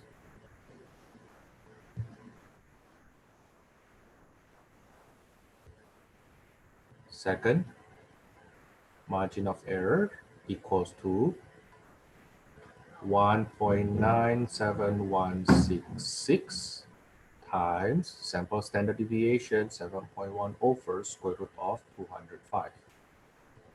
So the margin of error will be 1.97166 times 7.1 divided by 205, square root of 205. I get 0.97772. Step 3. Therefore, let me make it do it on the right hand side, just to save some space. So step 3, 95% confidence interval for mu. Don't forget the declaration. This will be 30.4 minus 0.97772 less than mu less than 30.4 plus 0.97772. This is 29.42228 less than mu less than 31.37772. Then I will use my calculator to confirm. Set test T interval, not Z interval, T interval. I will use inputted stats. The sample mean is 30.4. Sample standard deviation 7.1. Sample size 205. Confidence level 95%. That's correct. Calculate. And this is what I get.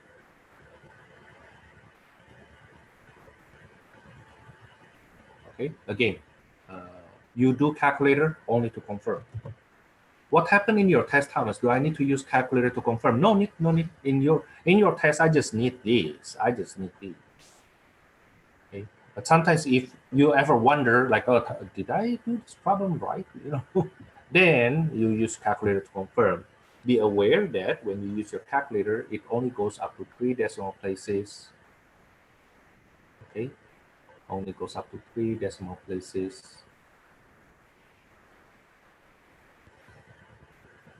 Therefore, using your calculator to skip all the steps I show you here, it's not enough.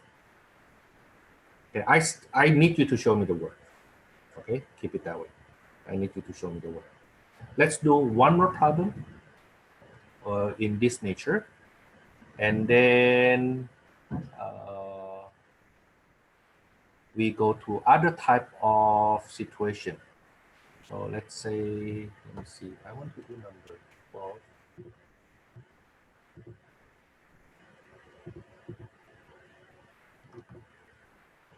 Let's try number 12. Slightly longer problem. Or do you prefer number 14? No, number 12. You don't want me to ask you a question like number 14 in your test, where it takes you longer time to actually read the problem and understand. Sometimes too much detail is just confusing. Okay, number 12, another 6 minutes maybe. Okay, just construct the confidence interval. Just construct the confidence interval. Okay, so you read, when you read at the same time, you collect what information you have. This is the end. Okay, the mean weight loss is 2.1 with standard deviation 4.8. Notice that they don't tell you X bar, they don't tell you the S. Okay, but from the reading, you see that these 40 adults use this at the Atkins weight loss program. After 12 months, their mean weight loss, who are they? This 40 adult, okay, this 40 adult was found to be 2.1. So this 2.1 is the X bar from this 40, and this standard deviation is actually from that 40 adults. Okay, so that's how we know that it is a sample standard deviation, because this number 4.8 comes from these 40 adults. Okay, what you need to do is to construct a 90% confidence interval estimate for the mean weight loss for all such subjects. Okay, now we will answer this later. Does this program appear to be effective and to be practical? Okay, we will answer that later. Remember I said inferential statistic is to make decision, right? So what the question in green, actually the one we need to tell us if it is this program effective or not. Okay, now let me give you 6 minutes to do this. 7 minutes. So right now is 11:03. We come back at 11:10, but I need you to do this. So let's work this out. Solution. So step 1, best point estimate is X bar equals to 2.1. and then critical value T critical in first T, and degree, I'm sorry, I need 0.95, right? Confidence level is 90%. So the area to the left is plus half of the remaining becomes 95, degree of freedom 39. So let's see what is the critical value.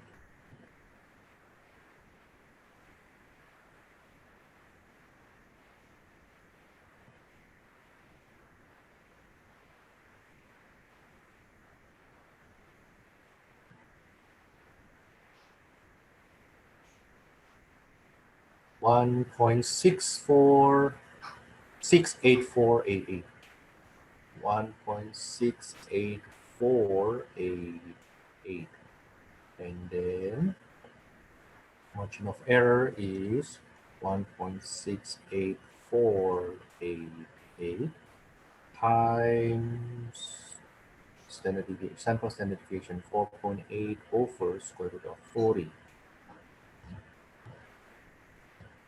That's 1.68488 times 4.8 divided by square root of 40. So margin of error is 1.27873, such that the 90% confidence interval for mu will be 2.1 minus 1.27873 less than mu less than 2.1 plus 1.27873. So this will be 0. That's 0.822127 less than mu less than 3.37873. Now let me use my calculator to confirm.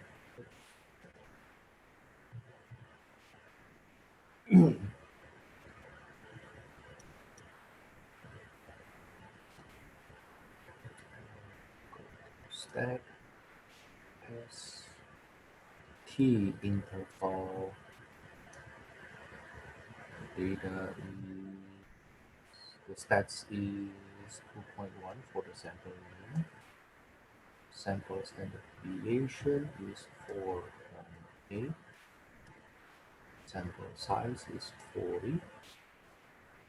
Confidence level 90%.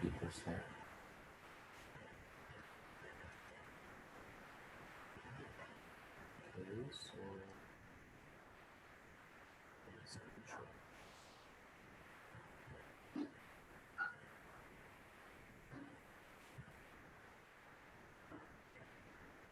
So this is okay.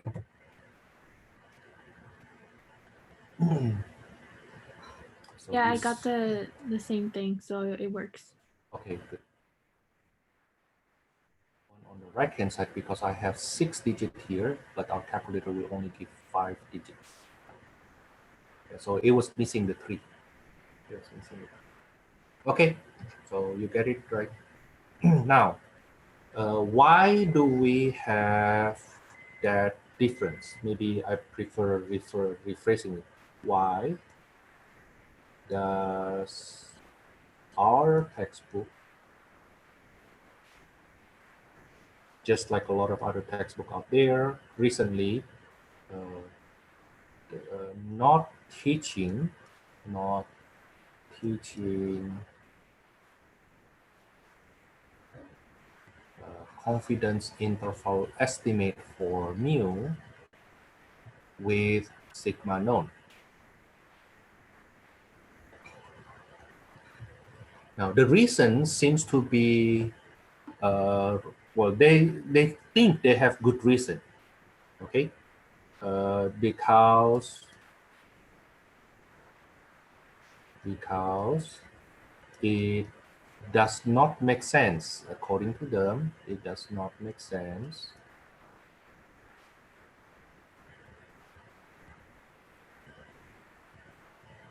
to know the sigma without knowing mu.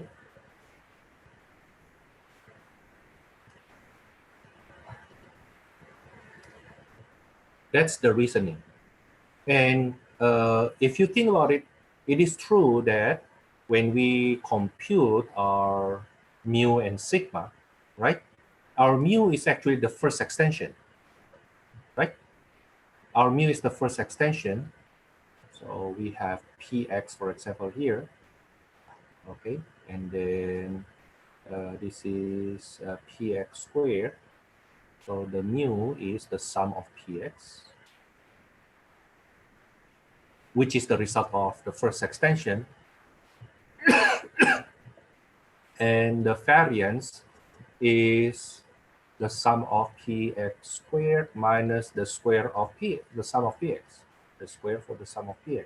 So it is impossible to know this while at the same time we don't know this. Okay, that's their argument. That's their argument. That's their argument. So the thing is, why do you still teach it then, Thomas? If it doesn't make sense, why you teach it? But we still use that. We still learn it because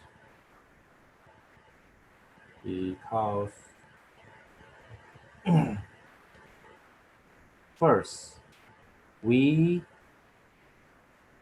can at times can use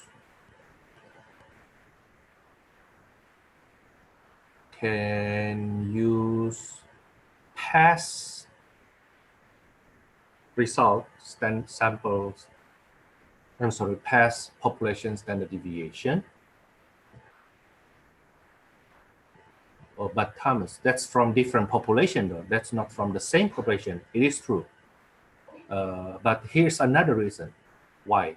We can use the past population standard deviation, and population standard deviation tends to stay the same. In other words, population standard deviation tends to be it is not as sensitive. Even if it change a little bit. Even if it change a little bit. So one big example is this. One big example is the height. Let's say height of men. Okay, you can tell from your video that I'm an Asian, right? I'm Indonesian. Okay, now Indonesian average height. No, I think I should use mu. Indonesian average height is clearly less than the average height of American. Okay. So if you consider yourself average height in United States, you go back to Indonesia, you will be significantly taller. Okay, but strangely, the standard deviation is the variance of the height in Indonesia is approximately the same to the variance in United States.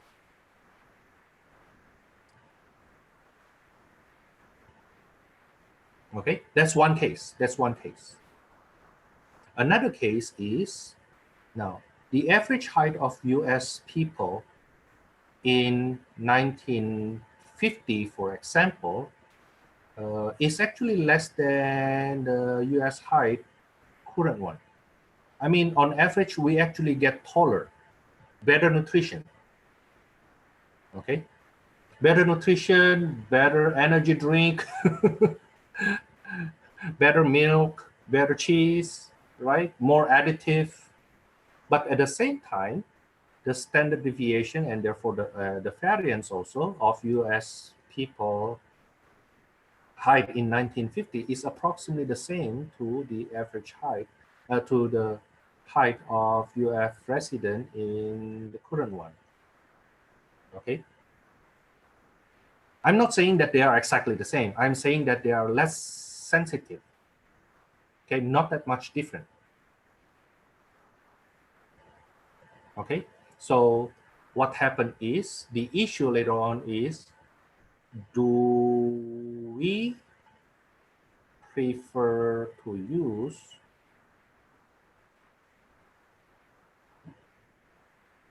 the sample standard deviation that comes from small n, or population standard deviation, of course, because its population is a big, the big size n, okay, but from other time.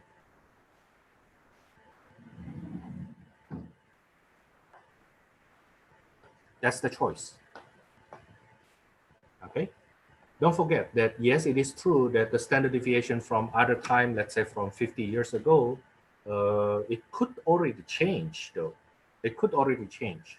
But at the same time, getting the sample standard deviation from small n has its own bias. This has the bias. This also has the bias. So we need to see if the population standard deviation already changed a lot. Of course, if I need to use the information to compute the average height of a lot of US of all US adult people, I don't think I will use this. I don't think I will use this. Why? Because it was 70 years ago. Okay, it was 70 years ago, so I don't think that's what I will do. But imagine if you are trying to compare that to the variance in 2010. I think in 10 years, the standard deviation will not change that much. The average, the mu, is more sensitive compared to sigma squared. Okay, Thomas, do you have evidence to support that? Theoretically, no. Theoretically, no. But from experience, a lot of people think that as long as the time is not too much different, you may be able you may still be able to use it. Okay, that's why I am one who think I still need to teach. Confidence interval for mu when sigma is known. Okay.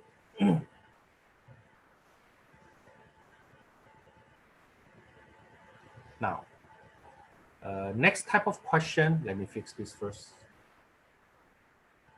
Next type of question is the following. Let me grab from your textbook. What if they don't give us the statistic, yet they give us the raw data, like number 16?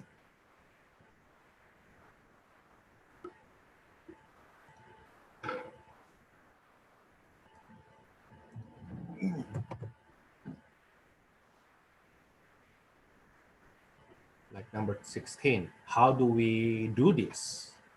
They don't give us the sample mean. They don't give us the sample standard deviation. They just tell us, oh, this is the confidence level, and they throw at you the raw data. Then what you should do? Well, what you need to do first is to find the sample mean and sample standard deviation yourself.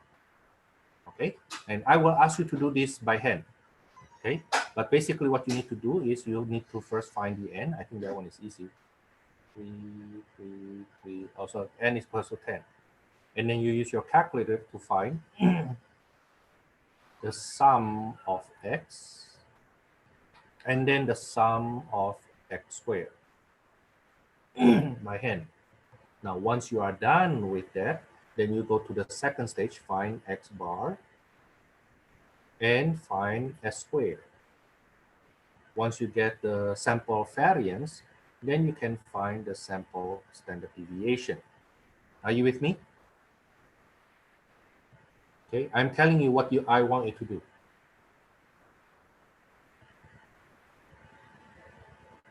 Of course, implicitly, you need to know the formula.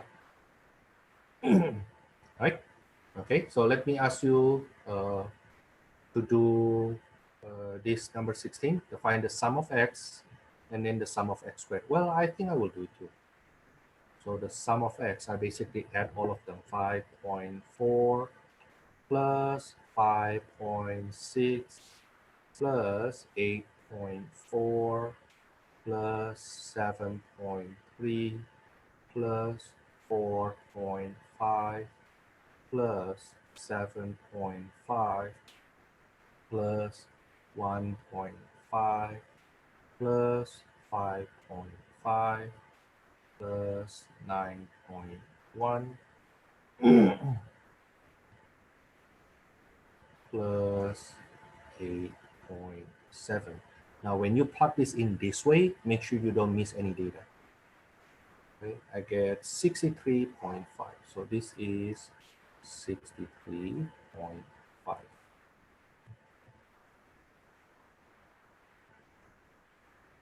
Okay, are you with me, everybody?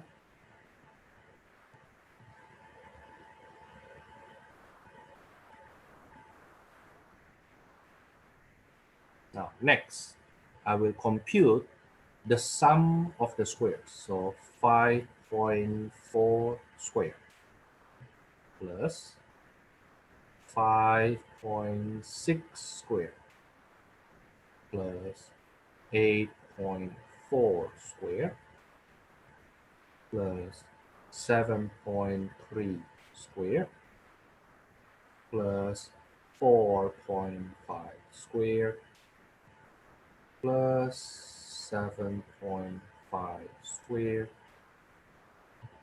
plus 1.5 squared plus 5.5 squared plus 9.1 squared plus 8.7 squared. We did this on the second or the third week of class. I believe the second week of class. So this is 451.87. Then from here, let's see what's the sample mean. That's 63.5 over 10, that's 6.35. That one is that's 6.35. And then sample variance will be 10 sample size times the sum of x squared minus the sum of x being squared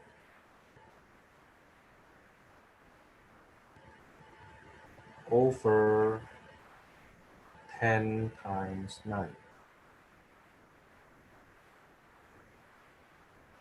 So that will be parentheses 10 times 451.87 minus 63.5 close parentheses divided by 90. 5.405. This is 5.405.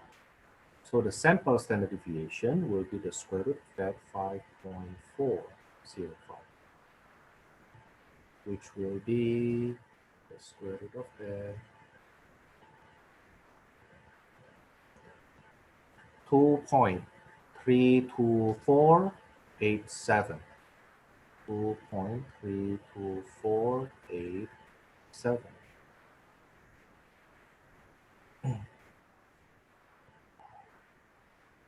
Okay, now then from there we start the procedure. This is just the preparation.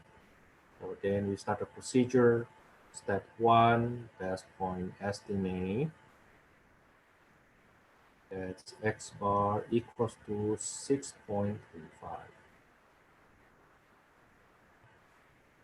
Critical value. Oh, what's the confidence level? Oops. 90%.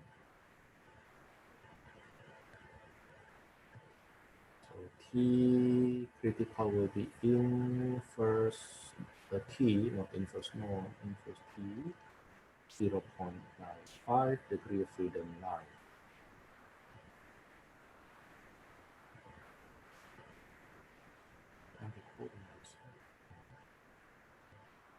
inverse T. The area to the left is 0.95. Degree of freedom is 9. 1.83311. T critical is 1.83311. Second step, margin of error equals to 1.83311 times sample standard deviation 2.3247 over square root of 10 multiplied by 2.3247 divided by square root of 10. 1.3478. The margin of error is 1.3478. I hope I don't copy it wrong. Therefore, my 90% confidence interval for mu will be 6.35 minus 1.34768 less than mu less than 6.35 plus 1.34768.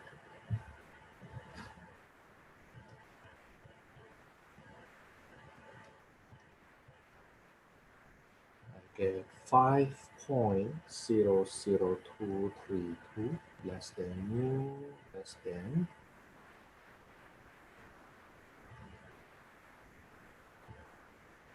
7.69768.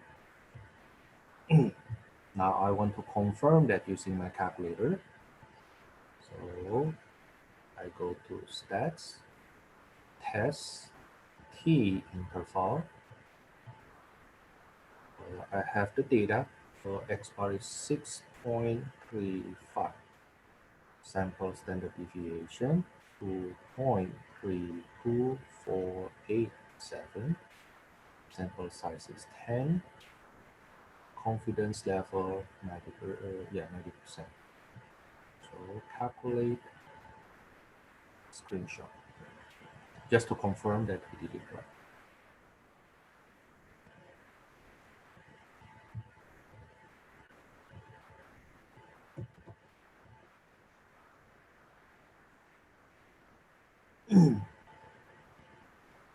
Okay, new stuff. So that's the end of this question. That's the end of this question.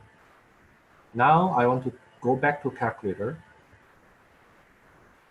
to answer this question. First, how to input raw data. Something I should have taught you even before your test one, but I didn't want to because I don't want you to use this method to find your quartile. But here's the thing. We will do it by going to stat, edit, stat,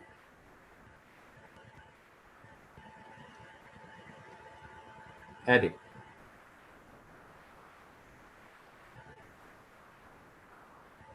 And then option 1, edit.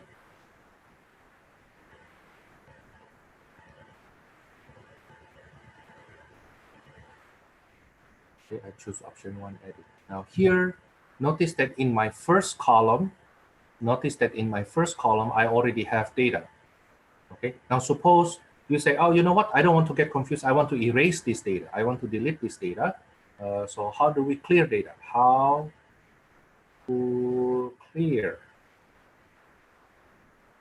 data? You go to stat. I'm talking about data in your list earlier, and then you go to edit, which is basically the first option, and then you go to option 4, clear data.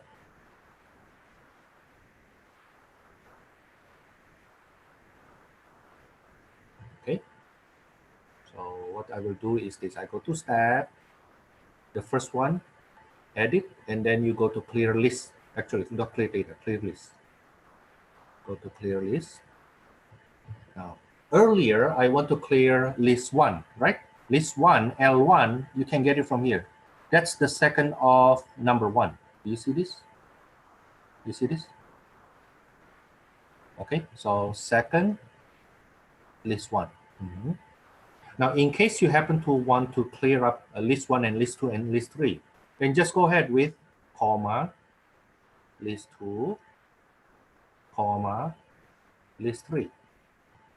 Boom, it's done. Okay, you can clear it one by one also. Clear second, List 1, enter. Clear List 2, List 2, enter, and so on and so forth. But I want to show you now that it's already clear. Edit, you see it's already clear, right? Now then, I want to key in the data. Let's use the data we have earlier. Let's use the data we have earlier.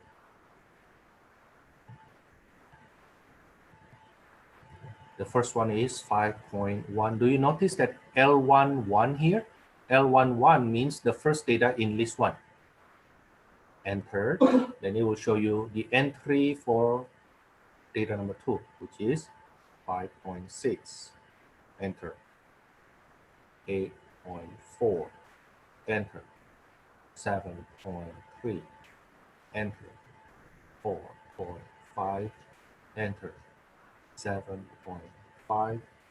Enter. This is data number 6, right? Okay, enter. Data number 7, 1.5. Data number 8, 5.5. Data number 9, 9.1. Data number 10, 8.7. Boom. Okay, now I finish entering the data. Second, how to calculate, for example, sample mean, the sum of x squared, population standard deviation, sample standard deviation from that data. Notice that when I plug this in calculator, I didn't tell the calculator that the data is sample or population.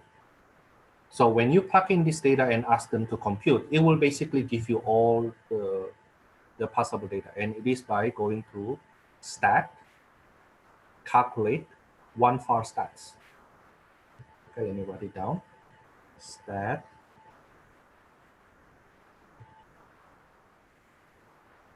calculate,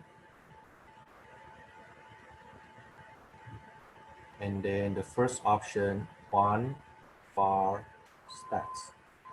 That's coming from one variable statistic. If you have only one group of data, okay, which we usually call X, then you go there, enter. Then it will ask you, where's your data from list 1. How about the frequency list? Remember, we usually have frequency distribution. We can actually do that too. Okay, I leave it blank and then I'll calculate. Boom. That's what I get.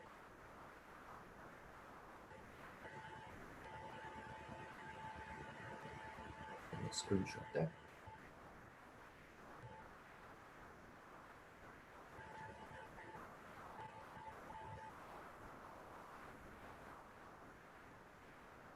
This will be the first page. In fact, you get the second page if you scroll down. It will give you the first and the third quartile also beside the maximum and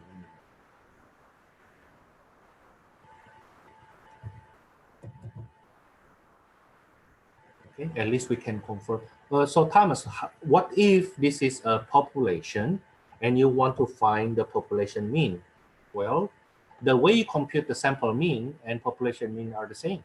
So even though if that were a population, you just change this to mu, but you use the same number 6135. You see what I mean? now. But then how do I know I need to use sample standard deviation or population standard deviation? Well, ask yourself, is it a population or sample? But your calculator gives you both, and then you decide which one it is. Okay? Going back to the nature of calculator, calculator is not smarter than you. Calculator computes that faster than you, but it's not smarter than you.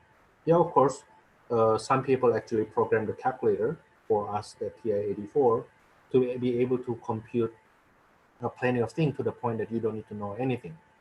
If you want to be a tutor, actually you can be a tutor. I try to prepare you in a way that if you can get an A in my class, you can market yourself to tutor. And the pay rate is, for stats, the pay rate is $25 per hour. Trust me, that's tax-free. I have students making good money. Okay, originally, so the reason I then end up teaching calculator, using how to use calculator also, is because my students, when they pass and they go to university, okay, they can do good stats. In fact, one tutor in the math lab is currently working on her master's in statistics in Cal Poly Pomona. He took my stats class, and then I think he somehow changed his mind, changed his major, and doing math major. If you are a math major, you don't need to take this class. So when he took my stats class first time, he had like econ major, I think, or business major. I don't remember precisely. And then because of my class, he said, oh, you know what? I get interest in statistics, and it turns out I'm doing well. Then I took more math, and then I transferred as a math major to Cal Poly Pomona. And then I did my master's in, I'm currently working on my master's in statistics. And I was like, oh, wow, it's because of me. So when you take my class, be very careful. Your trajectory of your life may be different after you take my class. Either you hate me so much, or it changed your income. That's what happened to him. So with him, he then tutored in the math lab. With pay, I think it starts from $12, end up with like around $14 per hour. But the demand to ask him to tutor even more, such that he starts tutoring outside of the math lab. Of course, it's outside of the math lab hours. Okay, his work at math lab hours. But the demand is even higher, such that in the end he say, oh, you know what? Let me just increase my personal tutoring. After all, that's tax-free.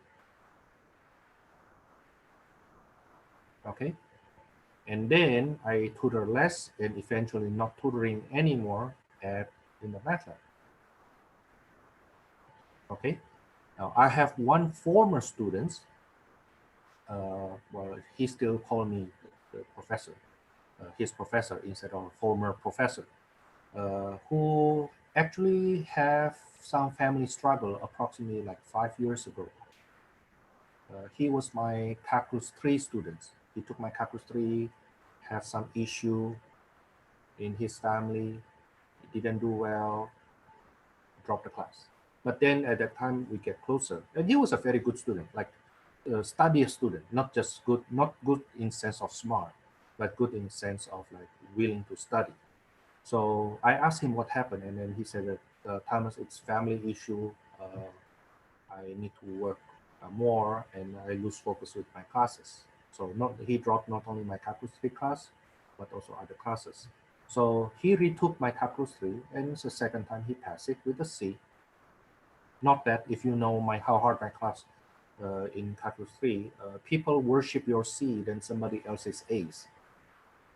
But then, knowing his background, I told him, okay, you know what? Sit in my stats class.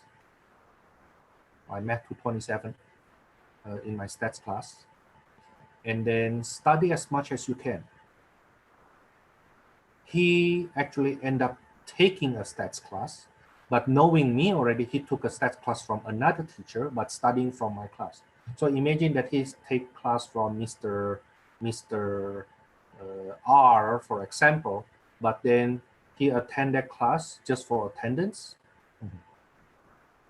He took that class he attended that class for attendance, okay? But he actually doing his homework, other class homework in that class, and then he attend my class with full attention.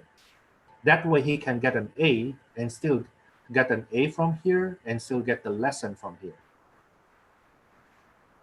Okay, and I say, I don't mind if you want to do that. Okay, just learn as much as you can. And then he said this, Thomas, he's the one who actually told me, Thomas, in your class, I learned the theory, I understand that, and therefore, in that teacher's class, I learned the calculator part. Now, you may want to teach calculator part also, so that your student can be like me. What he did is he got an A in his stats, and then he started tutoring in the math lab at West LA College, and then he transferred to UCLA. Using the reason that he is a UCLA student, he charged $60 per hour. He charged $60 per hour for tutoring students and $70 per hour for up to 3 students or group tutoring. Again, this is tax-free. Well, yeah, I don't go into the legality of that, but in this case, person-to-person money, why do you want to report the tax, right? Okay, and he said, Thomas, because of these stats that you told me, I survived my UCLA without issues financially. He said, all I need to do is actually to tutor 10 hours per week, Thomas. I get approximately $700. Multiplied by 4, that's $2,800. This $2,800, he doesn't need to report tax. Yet, because he doesn't report the tax, he still gets financial aid. Do you think it's nice and neat? It starts from my class. Now, I'm telling you this not because, oh, you know what, Thomas, you are bragging about your students. No, no, no. I'm not bragging about him. I'm telling you what you can do. Okay? So one day later on, if you want to get extra income, you don't need to be desperate like him to have this extra income. Right? Think about it. Right? You can just do it like, even if you have enough money and during the weekend, you say, you know what, I want to talk and still get paid. Not like other type of job in which for you to get the money, somebody talk to you. Sometimes they talk down to you. Right? As a tutor, you talk and still get money. Not like you work in other place, let's say in an office, somebody talk and you listen, you do what they tell you to do, then you get the money. No, this is the one that you can sit down, you are the one telling that person what to do, and you still get the money. Don't you think it's really nice? Okay. Now then, going back to our statistic, then how to use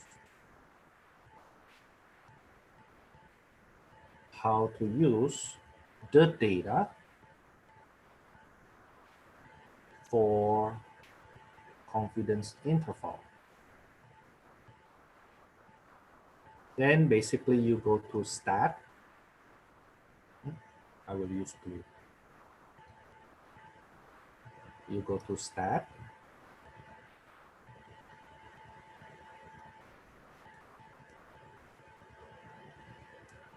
You go to stat and then go to test.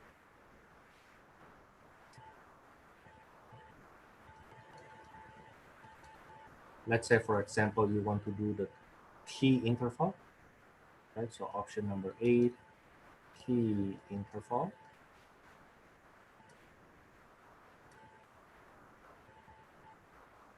And then choose data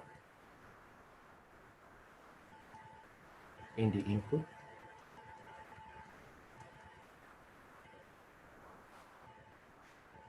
Let me show you.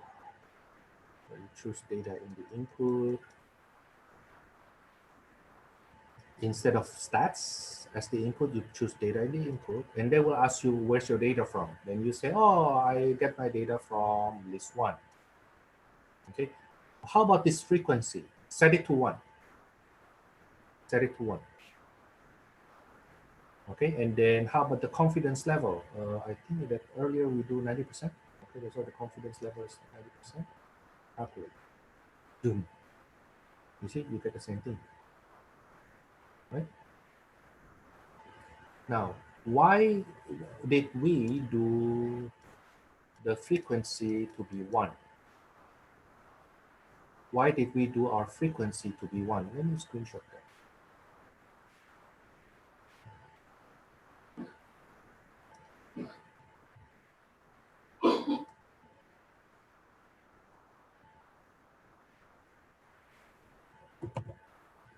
Why do we do our frequency to be 1? Okay, here's the reason. Remember we key in the data list 1, right? And then we put in the data. Now, when you put 1 here, you're basically say the frequency for each one of them is equal to 1. Like that. That's what you're telling the calculator to do. Now, implicitly, I'm telling you that you can also apply this if you have frequency distribution instead. If you have frequency distribution,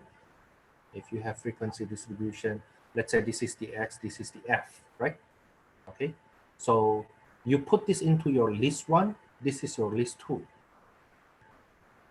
Okay, now, so when they ask you what is your list, the data list, then you will say list 1. How about the frequency? Then you enter list 2, like that.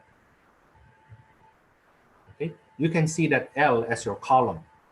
So where's your data from? From column 1. Your frequency from column 2, like that. Is it okay?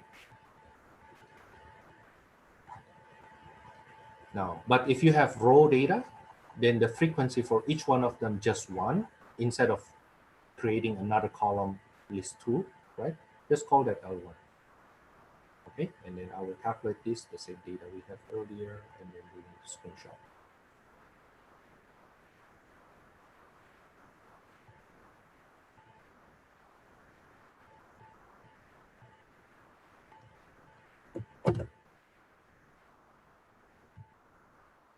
Okay, which give us the same data. So what happened in other class is the teacher, instead of teaching them, oh, you know what, you need to know how to get the data, find this thing by hand, the way I asked you to do it, and you need to do this, and then you need to do this template thingy, right?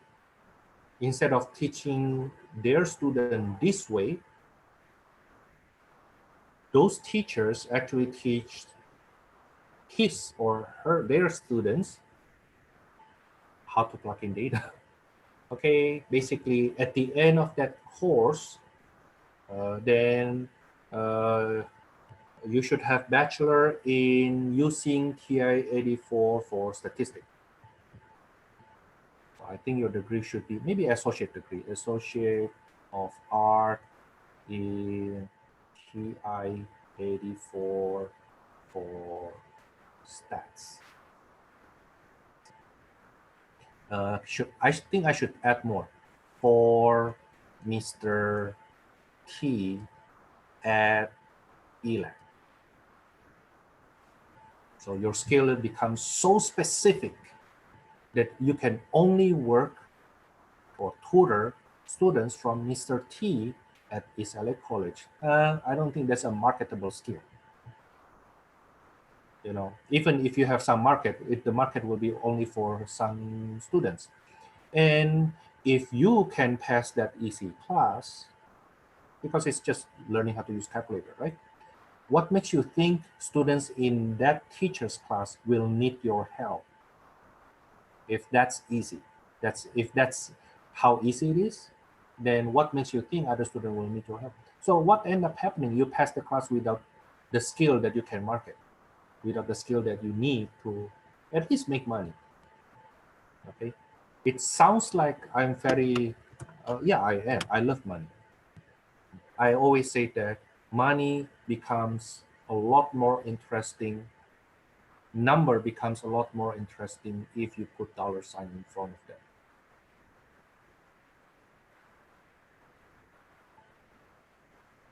Of course, this life is not about money only, but money so far is the only way you can quantify something.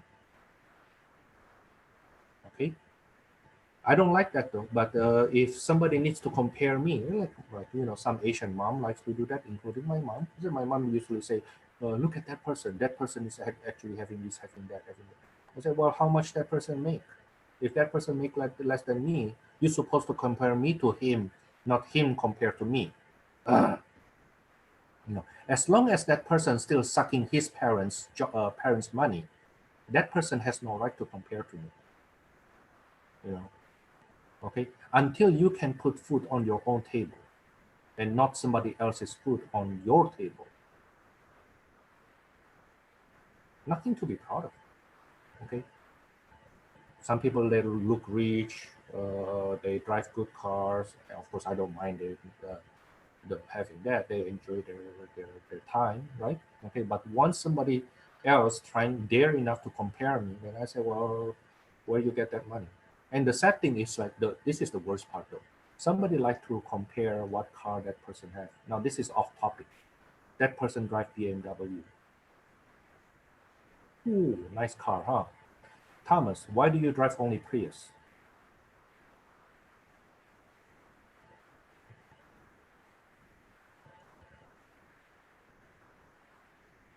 Do you think it's a good comparison? I mean, I hate it when people compare me from the car.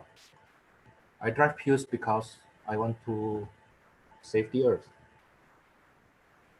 Okay, so when that person compare me, that person get the BMW and I have Prius, my next question is, does he own his own house? If he's still renting, oh, shut up. I'm sorry. Okay. I'm not comparing people from what that person drives, even if that person have a house or not, have his own homes or not. No, but if you dare enough going to that direction, then I will show you how to do statistics. Okay, as long as you live from your parents, nothing to be proud of. On the other hand, if you earn your own car, even if that car is just like a used car, I actually give you more respect, a lot more respect, compared to those who get their car from their parents. You know, you're on your own. Like, you can see I'm immigrant, right? When I came to the United States, I come basically empty pocket, and I fight my way all the way to this point. And that's what I want you to do too. Okay, in fact, if you can be better than me, please go for it. My pride is when you can use what I teach you here to make your life better. Okay, and it doesn't matter you like me or not. I don't need you to like me as a teacher. Okay, my pride will be if you can use what I teach you. By the way, this is actually an experience I get from my own teacher, the teacher who asked me to be a teacher. He said, Thomas, I think you can teach. I said, huh? No. But yeah, she changed my mind. By the way, this teacher, her name is Crisanti, is my middle school teacher, Miss Crisanti.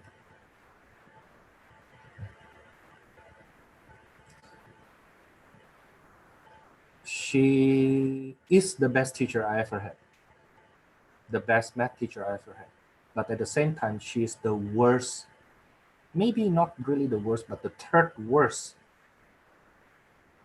teacher as a person that I don't like. I don't like her as a person. Really bad. I just don't like her as a person.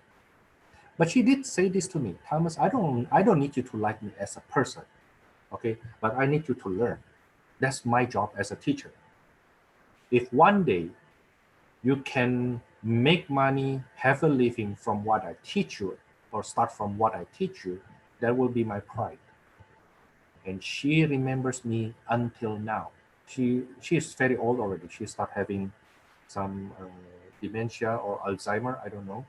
But her assistant, the one with helping her with her living, actually said that she basically mentioned me uh, I think either on weekly basis or on monthly basis, because she said that I'm her pride.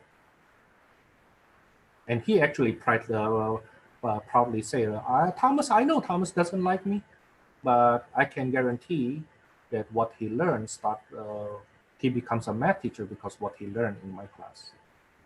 I want to enjoy what she can say. And I already have some, you know. Every time a student come back, oh, Thomas, I can have today because of what you taught me at the time. That's my pride.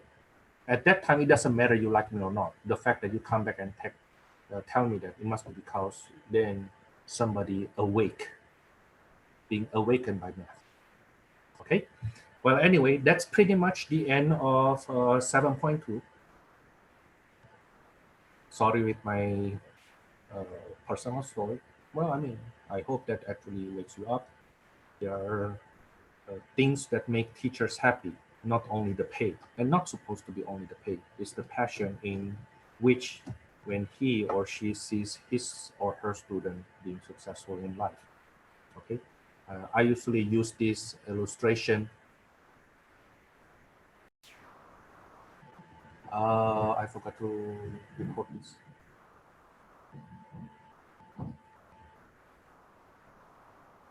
So this is the minimum sample size issue. What happens if we need to find the minimum sample size given the margin of error, confidence level, instead of population standard deviation, we get sample standard deviation. Step 1, we do what we did in 7.2 with sigma known. So we assume the sample standard deviation is the same to population standard deviation. Use that formula. Now from here you will get the n, right? Now you use this n now to find the t, the critical value for t. Okay.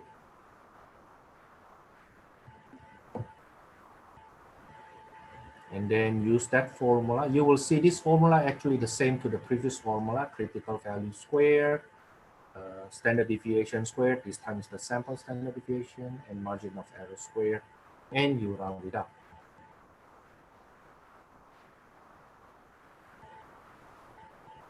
Now, from here, you will get your new n, right? Your n originally from step 1. Now you have a new n from step 2.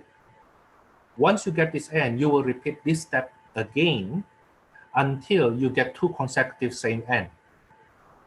Now, for example, if we do problems from earlier, when sigma is known,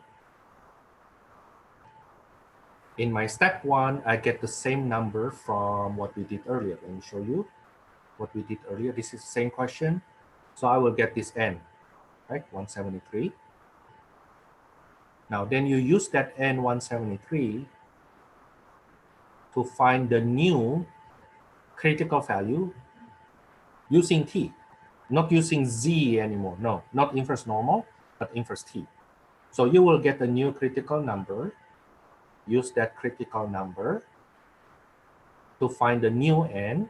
And when I plug that in, you should do that with yourself. I get 176. So you see this new number 176 is different from the earlier one. If they are the same, you can stop. If they are different, like this, then you use this new n, find the new tested critical value. Okay, find the new critical value. I get 2.06917.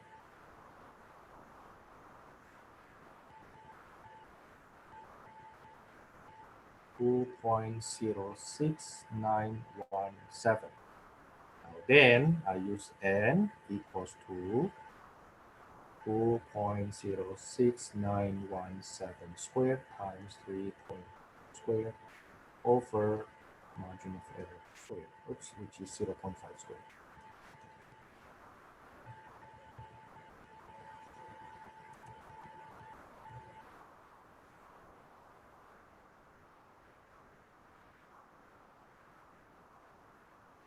So 2.0671 times 3.2 over 0.5. Let me square it. I get n equals to the ceiling of 175.37, which gives me 176. Notice that now I have the same number repeatedly after I do it. Okay, so the minimum sample size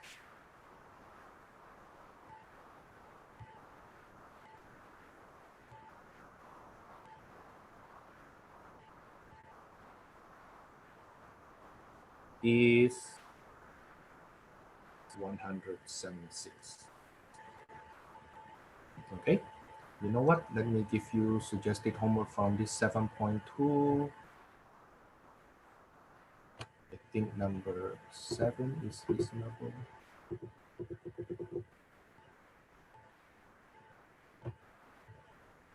No, number 9. Number 9, 13, 15, 17,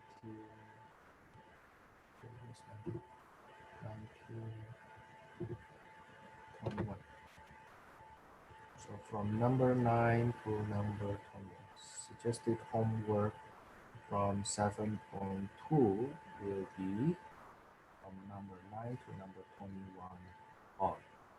And then I think they have minimum sample size question. Let me look for it.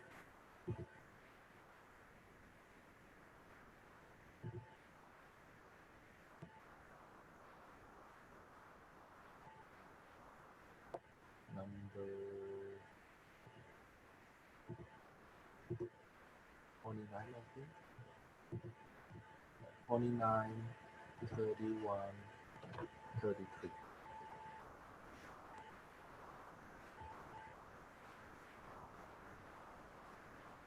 Now the thing is, the way our textbook teach minimum sample size may be different from the way I teach. Our number, our solution, our n may very likely be slightly higher.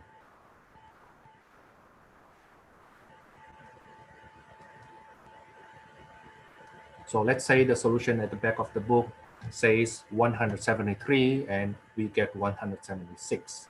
Now that's the reason. The reason is because our textbook just did step 1 without doing step 2 repeatedly. At least that's the textbook I saw at West LA College.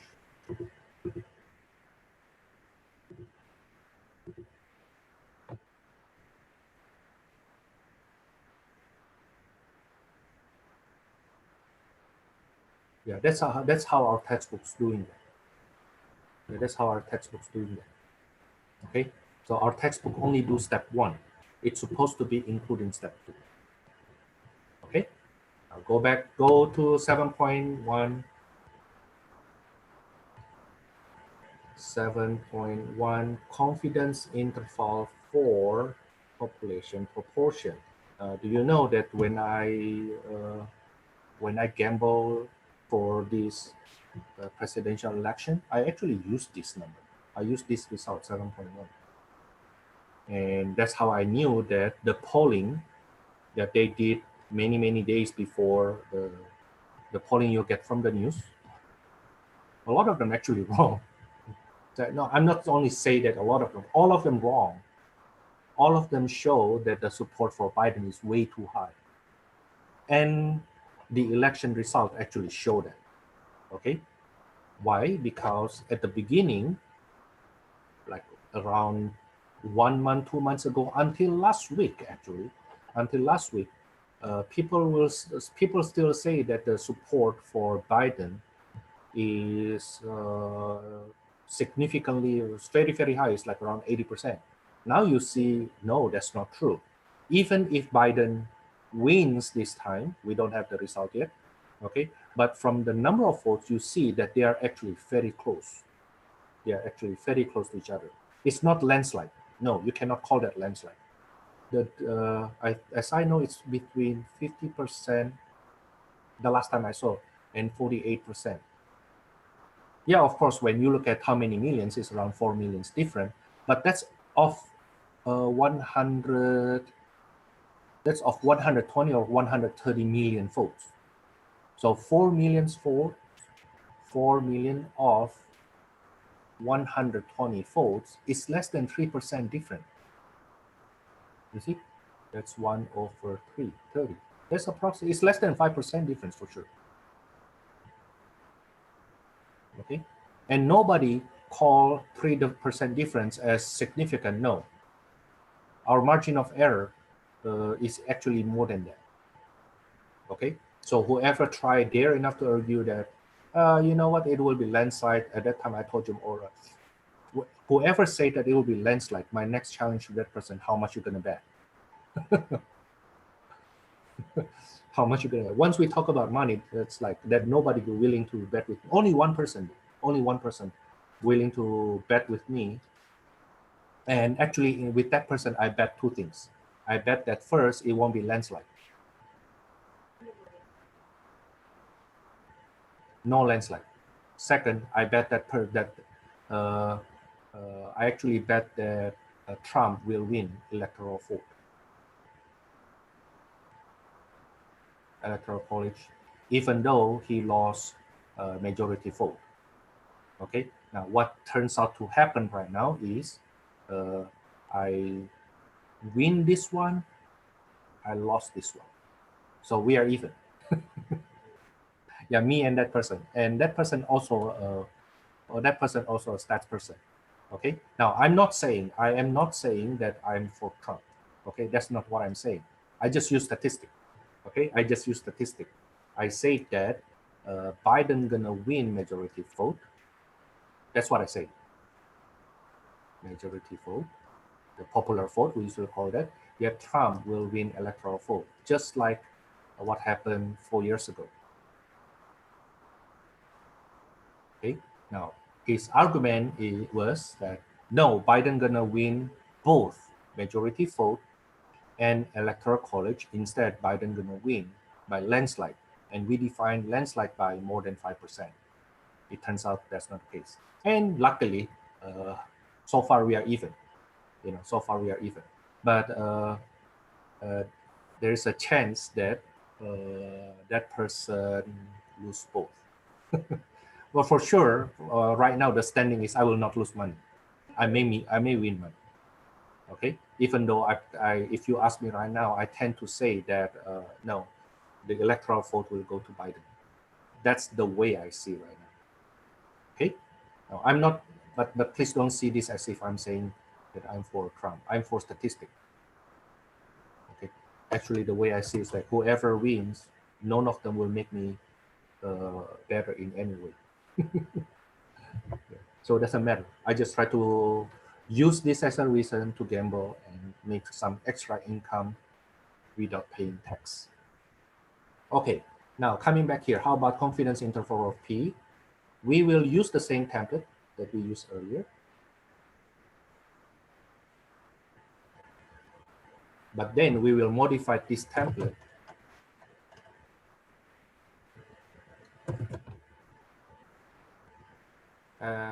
by doing the following.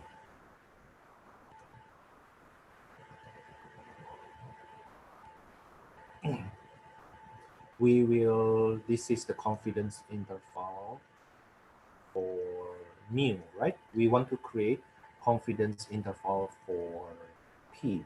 So you will see in our last step later on our declaration, our confidence interval will not be for mu anymore, but it will be for P.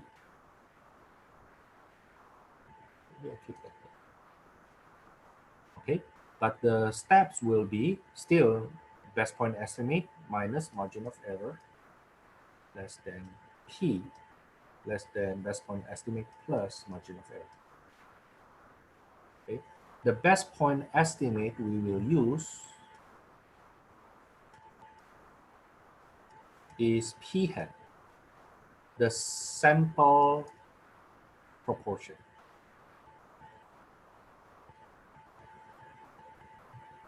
So the change is from here becomes this one.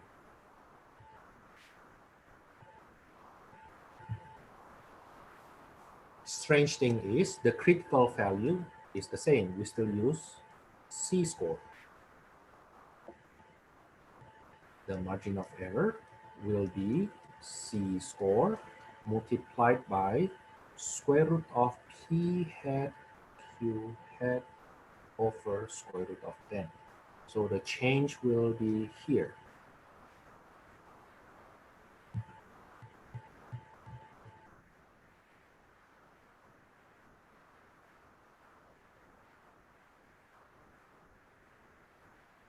Okay. Usually we write this formula as the margin of error as C critical times the square root of, so because the top has square root, the bottom has square root, we just put them together.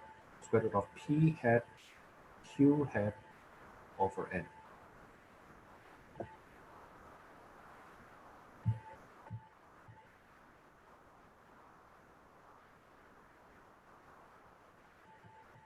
Okay.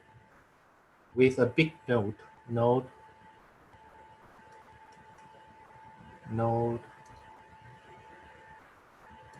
according to some textbook,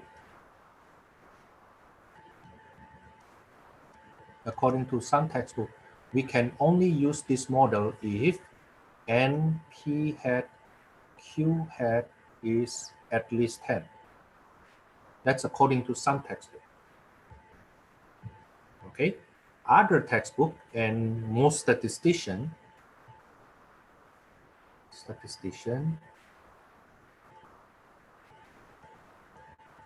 in practice, they don't go that strict. They just have that NP hat at least 5 and Q hat at least 5.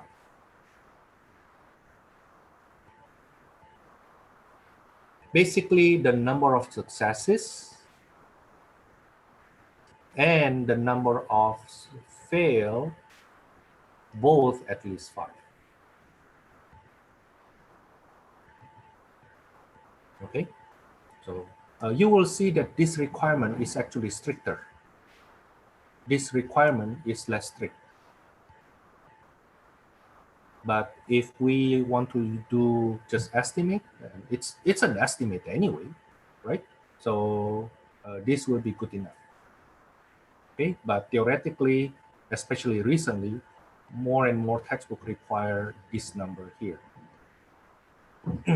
Now let's do an example. Let's say of 350 people, the number of people who, actually number of female, let's say, number of female is 190. I want to construct confidence interval, 95% level, confidence interval for the proportion of female at East LA College, let's say. So we want to see what's the proportion of female at East LA College. With this number, hopefully we can have a right proposal for, let's say, women's study at East LA College, for example. Or if you want to have a women's club, right? Okay, to help, because we have big portion of women's at East LA College, okay? Now, if you want to submit a proposal to open such kind of organization, and you know, if you have a student club, usually Associated Student Union, the SU, actually provides some money, not a big sum as I know, but some money to help us having such kind of student organization. And of course, the purpose is to help such students. At West LA College, by the way, we once have Associated Muslim Student Organization, MSA, yeah, Muslim Student Organization. And I was the first advisor. But I'm not a Muslim though. I'm not a Muslim. I'm Christian. I'm Christian. Okay. But then I have some students from Middle East, and we have pretty big students from Middle East at West LA College. Uh, they say that when Trump was elected 4 years ago, they start feeling some uh, anxiety that Trump's policy will go against Muslim, you know. And I told them, you know what? If you think that's the case, why don't you look for more Muslim students? And then we have this association, Muslim Student Association. And the rule at West LA College is for you to have a student club, you need to have an advisor, a faculty sponsor to be the advisor.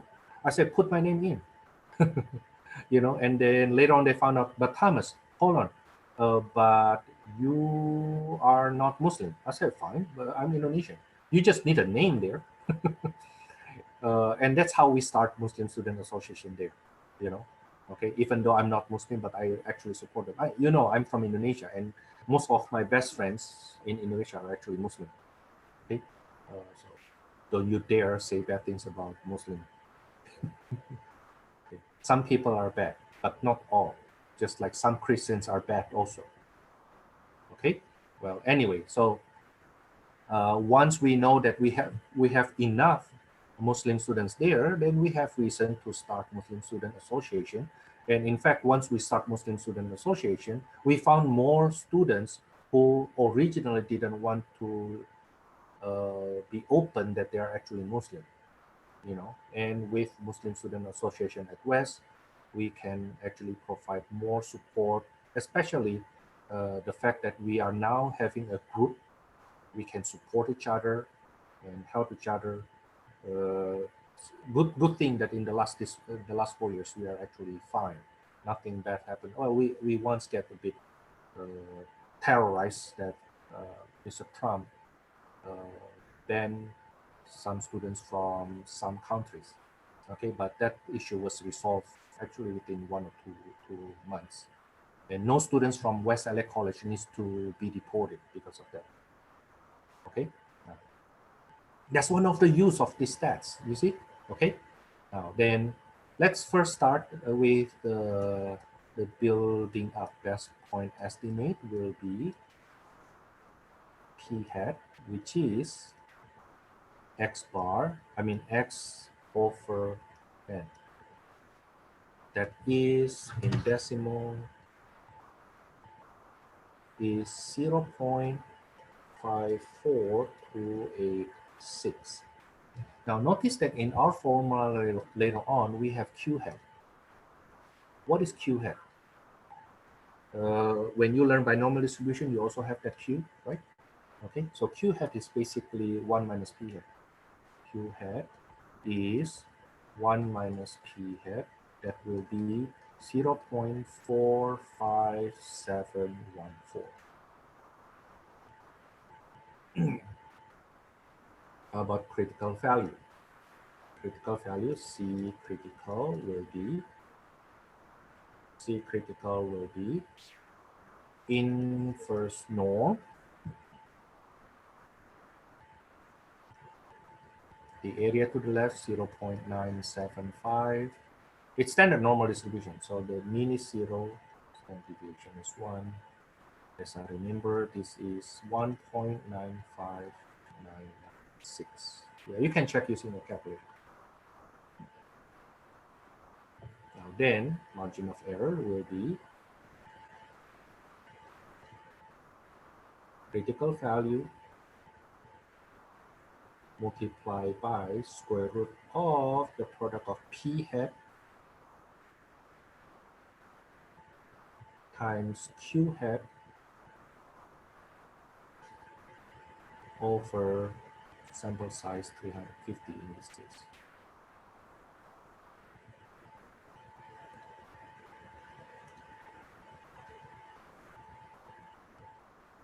How to use our calculator?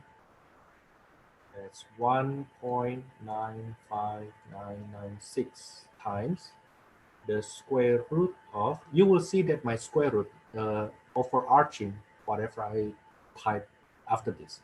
0.54286 times 0.45714 over 350. What I type here seems like you can't really see clearly that the square root line, the roof of that square root is still there, right?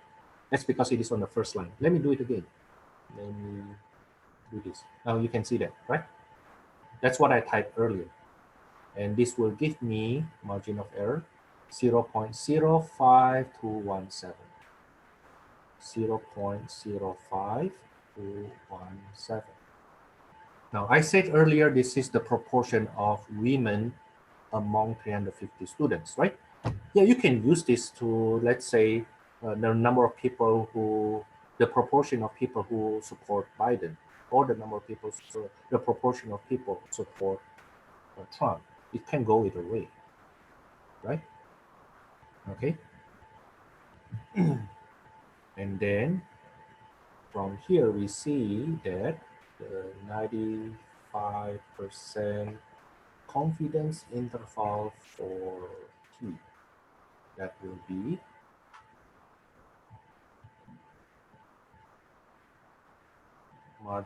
best point estimate 0.54286 minus margin of error 0.05217 less than P less than the same best point estimate, which is P hat, plus margin of error.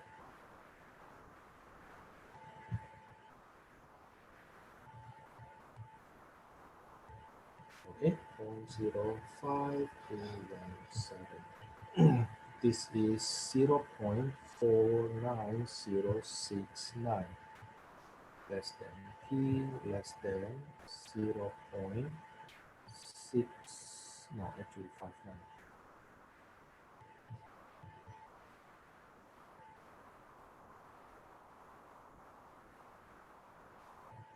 Is it right?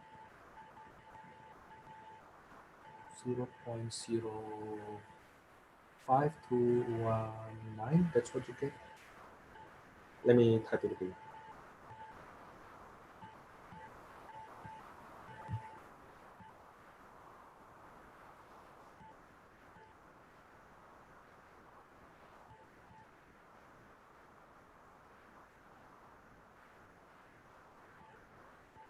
You're right, that's 259.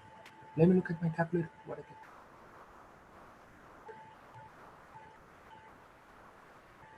Hey, did I type? Ah, I know what I typed wrong.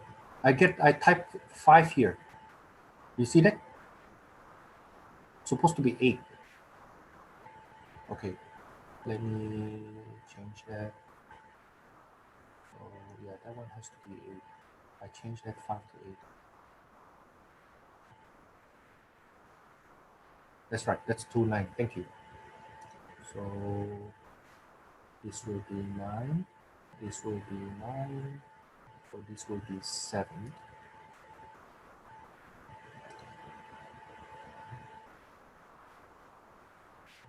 And this one here will be, so this should be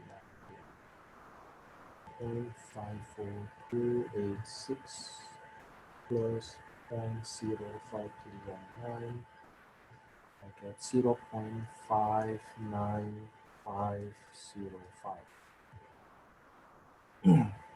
Okay, so I don't think I want to do a lot of examples here. I think I would just do one example because it's basically the same thing we did before. Okay, that's the same thing we did before.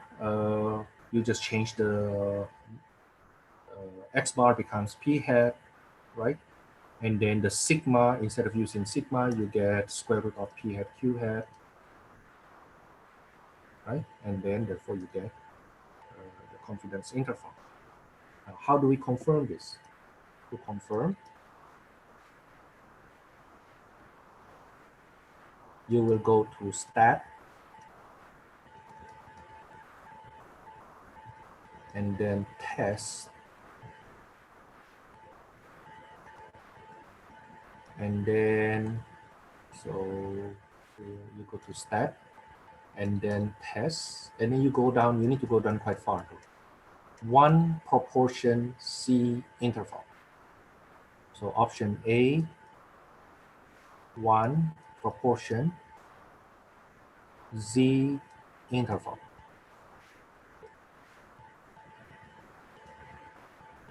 You are doing confidence interval. You are doing confidence interval using statistic Z. You will see when it comes to proportion, it's always Z. Okay, so basically now we are doing interval for proportion. You will see in the next chapter, we may be dealing with 2 proportion instead of 1. But either way, when we deal with proportion, it's always Z. Okay, enter. Then they will ask you how many successes, in this case 190. And sample size 350, confidence level 95%. Boom. Screenshot to confirm.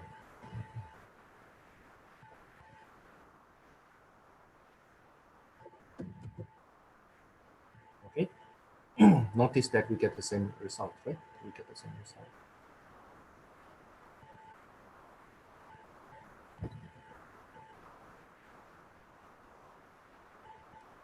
Okay. Now, how about the minimum sample size?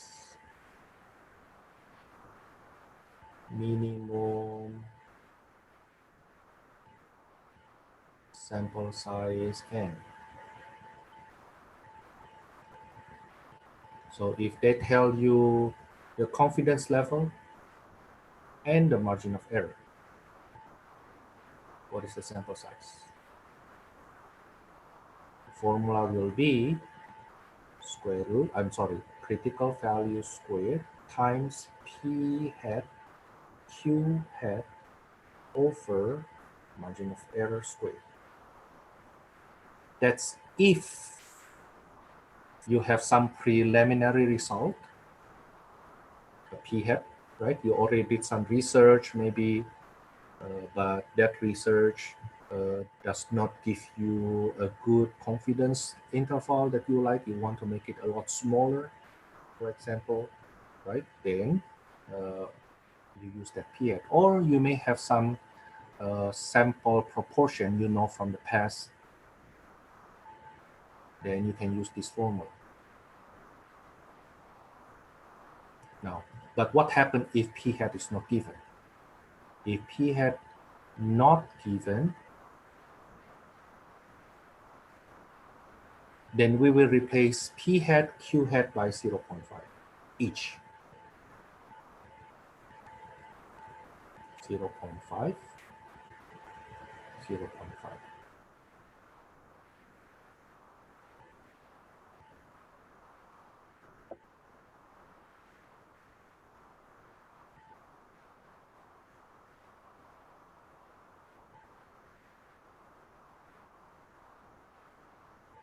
So for example, we have more actually, but I think I will do it next week in a more slightly different case. Let's suppose, for example, we want to construct or find the minimum sample size if the confidence level is 98% and margin of error is 1%, which is 0.01. Like let's say for example, I want to know at 98% confidence level with margin of error only 1% of the proportion of our California residents that are for Biden, for example. Then how many people should we survey, the minimum number of people that we survey, such that we can reach this confidence level and this kind of accuracy, a small margin of error, only 1% off. Okay. Now the thing is, suppose no previous result. Suppose we don't have p hat. So let's say we want to know what proportion support Biden, and we don't know anything in the past, right? You can actually use the result from 2016, the percentage of people support Hillary because they are from the same party, and they are actually against the same person, Trump. Okay, so actually, if you ask me, that's what I will do. But if you say, oh, 4 years ago and right now the structure is very different, okay, then that's fine. Then if p hat is unknown,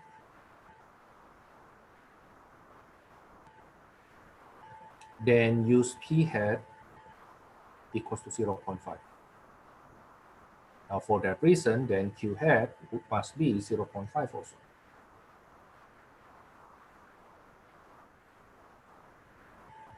Okay, then the C critical will be inverse norm 0.99 because the confidence level is 98, right? 0.1, that's 2.3283.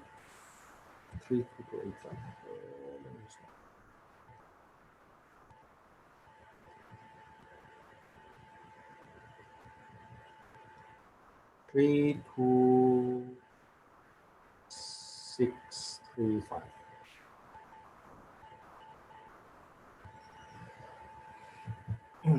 And then the minimum sample size will be 2.32635 squared times 0.5 for p hat times 0.5 for q hat over 0.01 squared.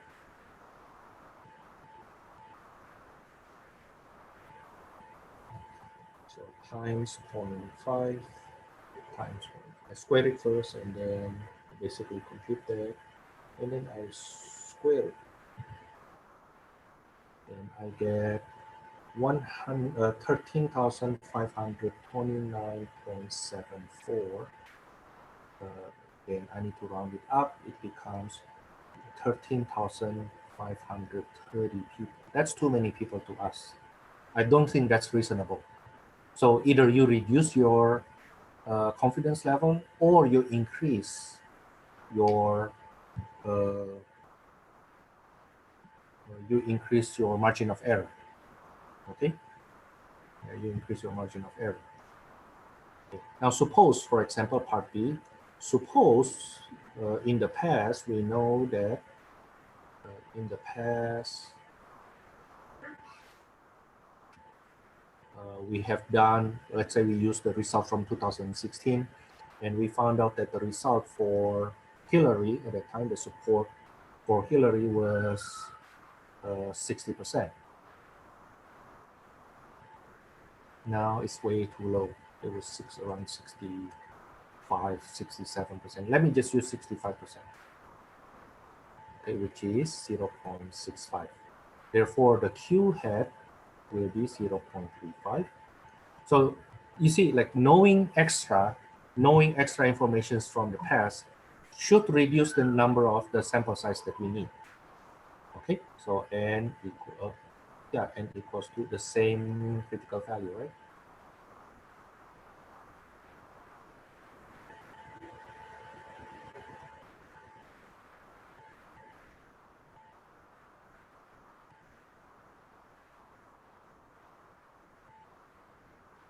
So that will be 2.32635 squared times 0.65 times 0.35 over 0.01 squared. Give me 12,312.08. So I still round it up, but you see that we know we have slightly less number. With such extra information, that the proportion now is either higher or smaller.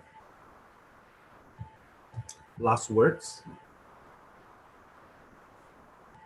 if p hat is given in interval,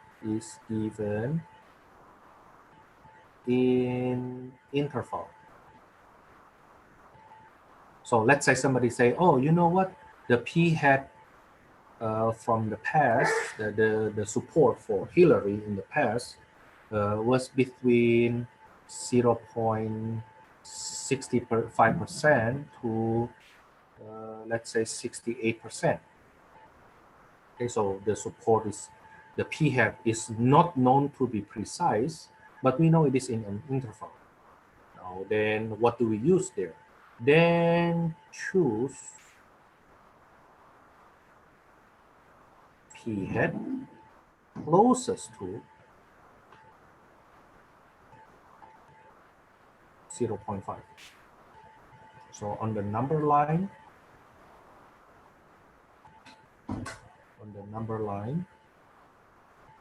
let's say 0.65 is here, and this is 0.68. Now 0.5 is to the left of 0.65, right? So of this interval, in this interval here, what number will be closest to 0.5? 0.65. Okay, so in this case, use p hat equals to 0.65. What happens if the interval is, let's say, p hat is between 0.2 to 0.4? Again, the principle is choose the one closest to 0.5. 0.2 is here, 0.4 is here, 0.5 is to the right of that.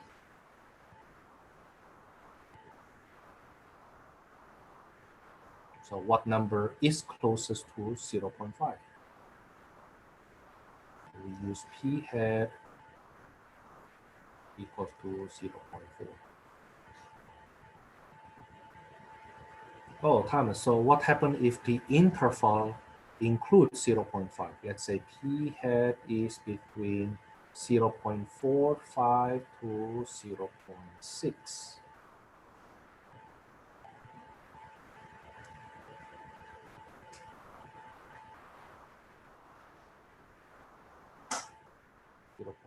Here.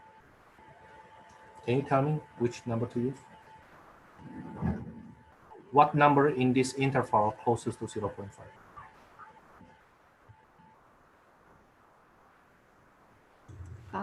Would you just use 0.5? Yes, that's right. I didn't say choose the endpoints that's closer to 0.5. That's not what I said earlier. What I said, use the number in that interval closest to 0.5. Okay, so in the last two intervals, the numbers closest to 0.5 happens to be the endpoints. But here, the number closest to 0.5 is 0.5 itself. Okay, now, so how do you choose your p hat if you get the interval? Choose the number in the p interval closest to 0.5. Okay. Now, suggested homework. Give me a second.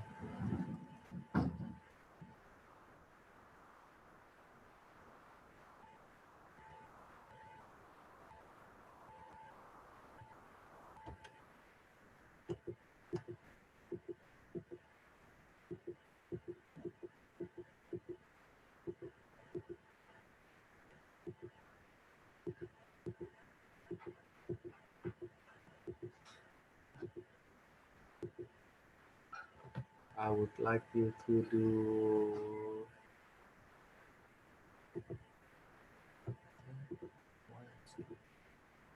number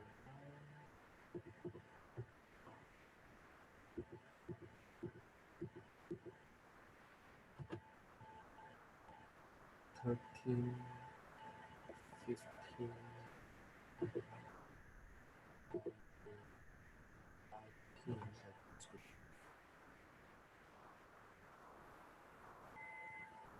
19. are the mean and standard deviation respectively always 0, 1 for this kind of problem? Yes, because that's standard normal distribution.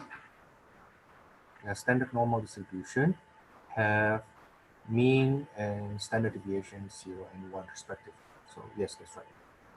The suggested homework will be from number 9 to number 21. Let me see more.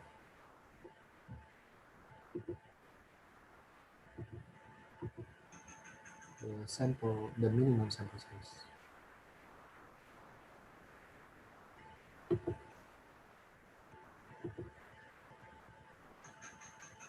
Number 31 and then number 33.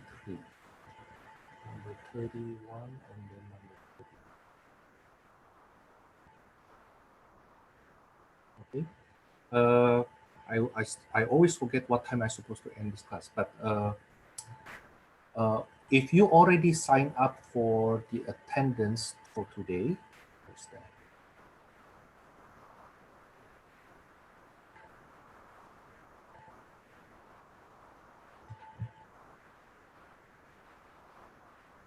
Yeah, if you already signed up for the attendance for today, I will post a link that you need to program your calculator to do what we will do next week. Okay, let me update this first. Please program your calculator for inverse chi-square distribution. And the link should be, let me see, where can I find? It's under YouTube. The thing that right under the one we did earlier. So,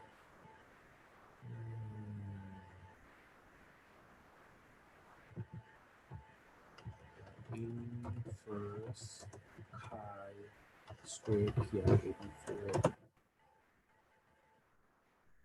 This one.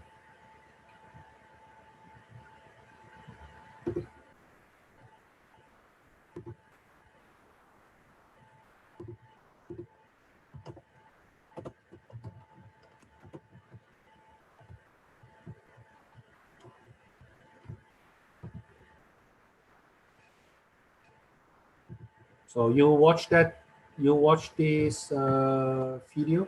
Oops. Oh. Yeah, you watch this video. You watch this video and then program that before next week. Okay, you're seeing my, yeah, you're seeing my picture. Do this before next week. Now, if you think next week you don't know how to program this, then during office hour, email me though, that you want to see me during my office hour to do this programming.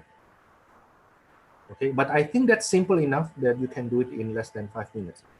Through my experience, those who don't know how to program it turns out to be those who don't even look at that video. With this video, you can actually program that at your own time. So I don't need to rush you. Okay, so please do so instead of waiting until next week. Okay, that's for today. All right, thank you. You're very welcome.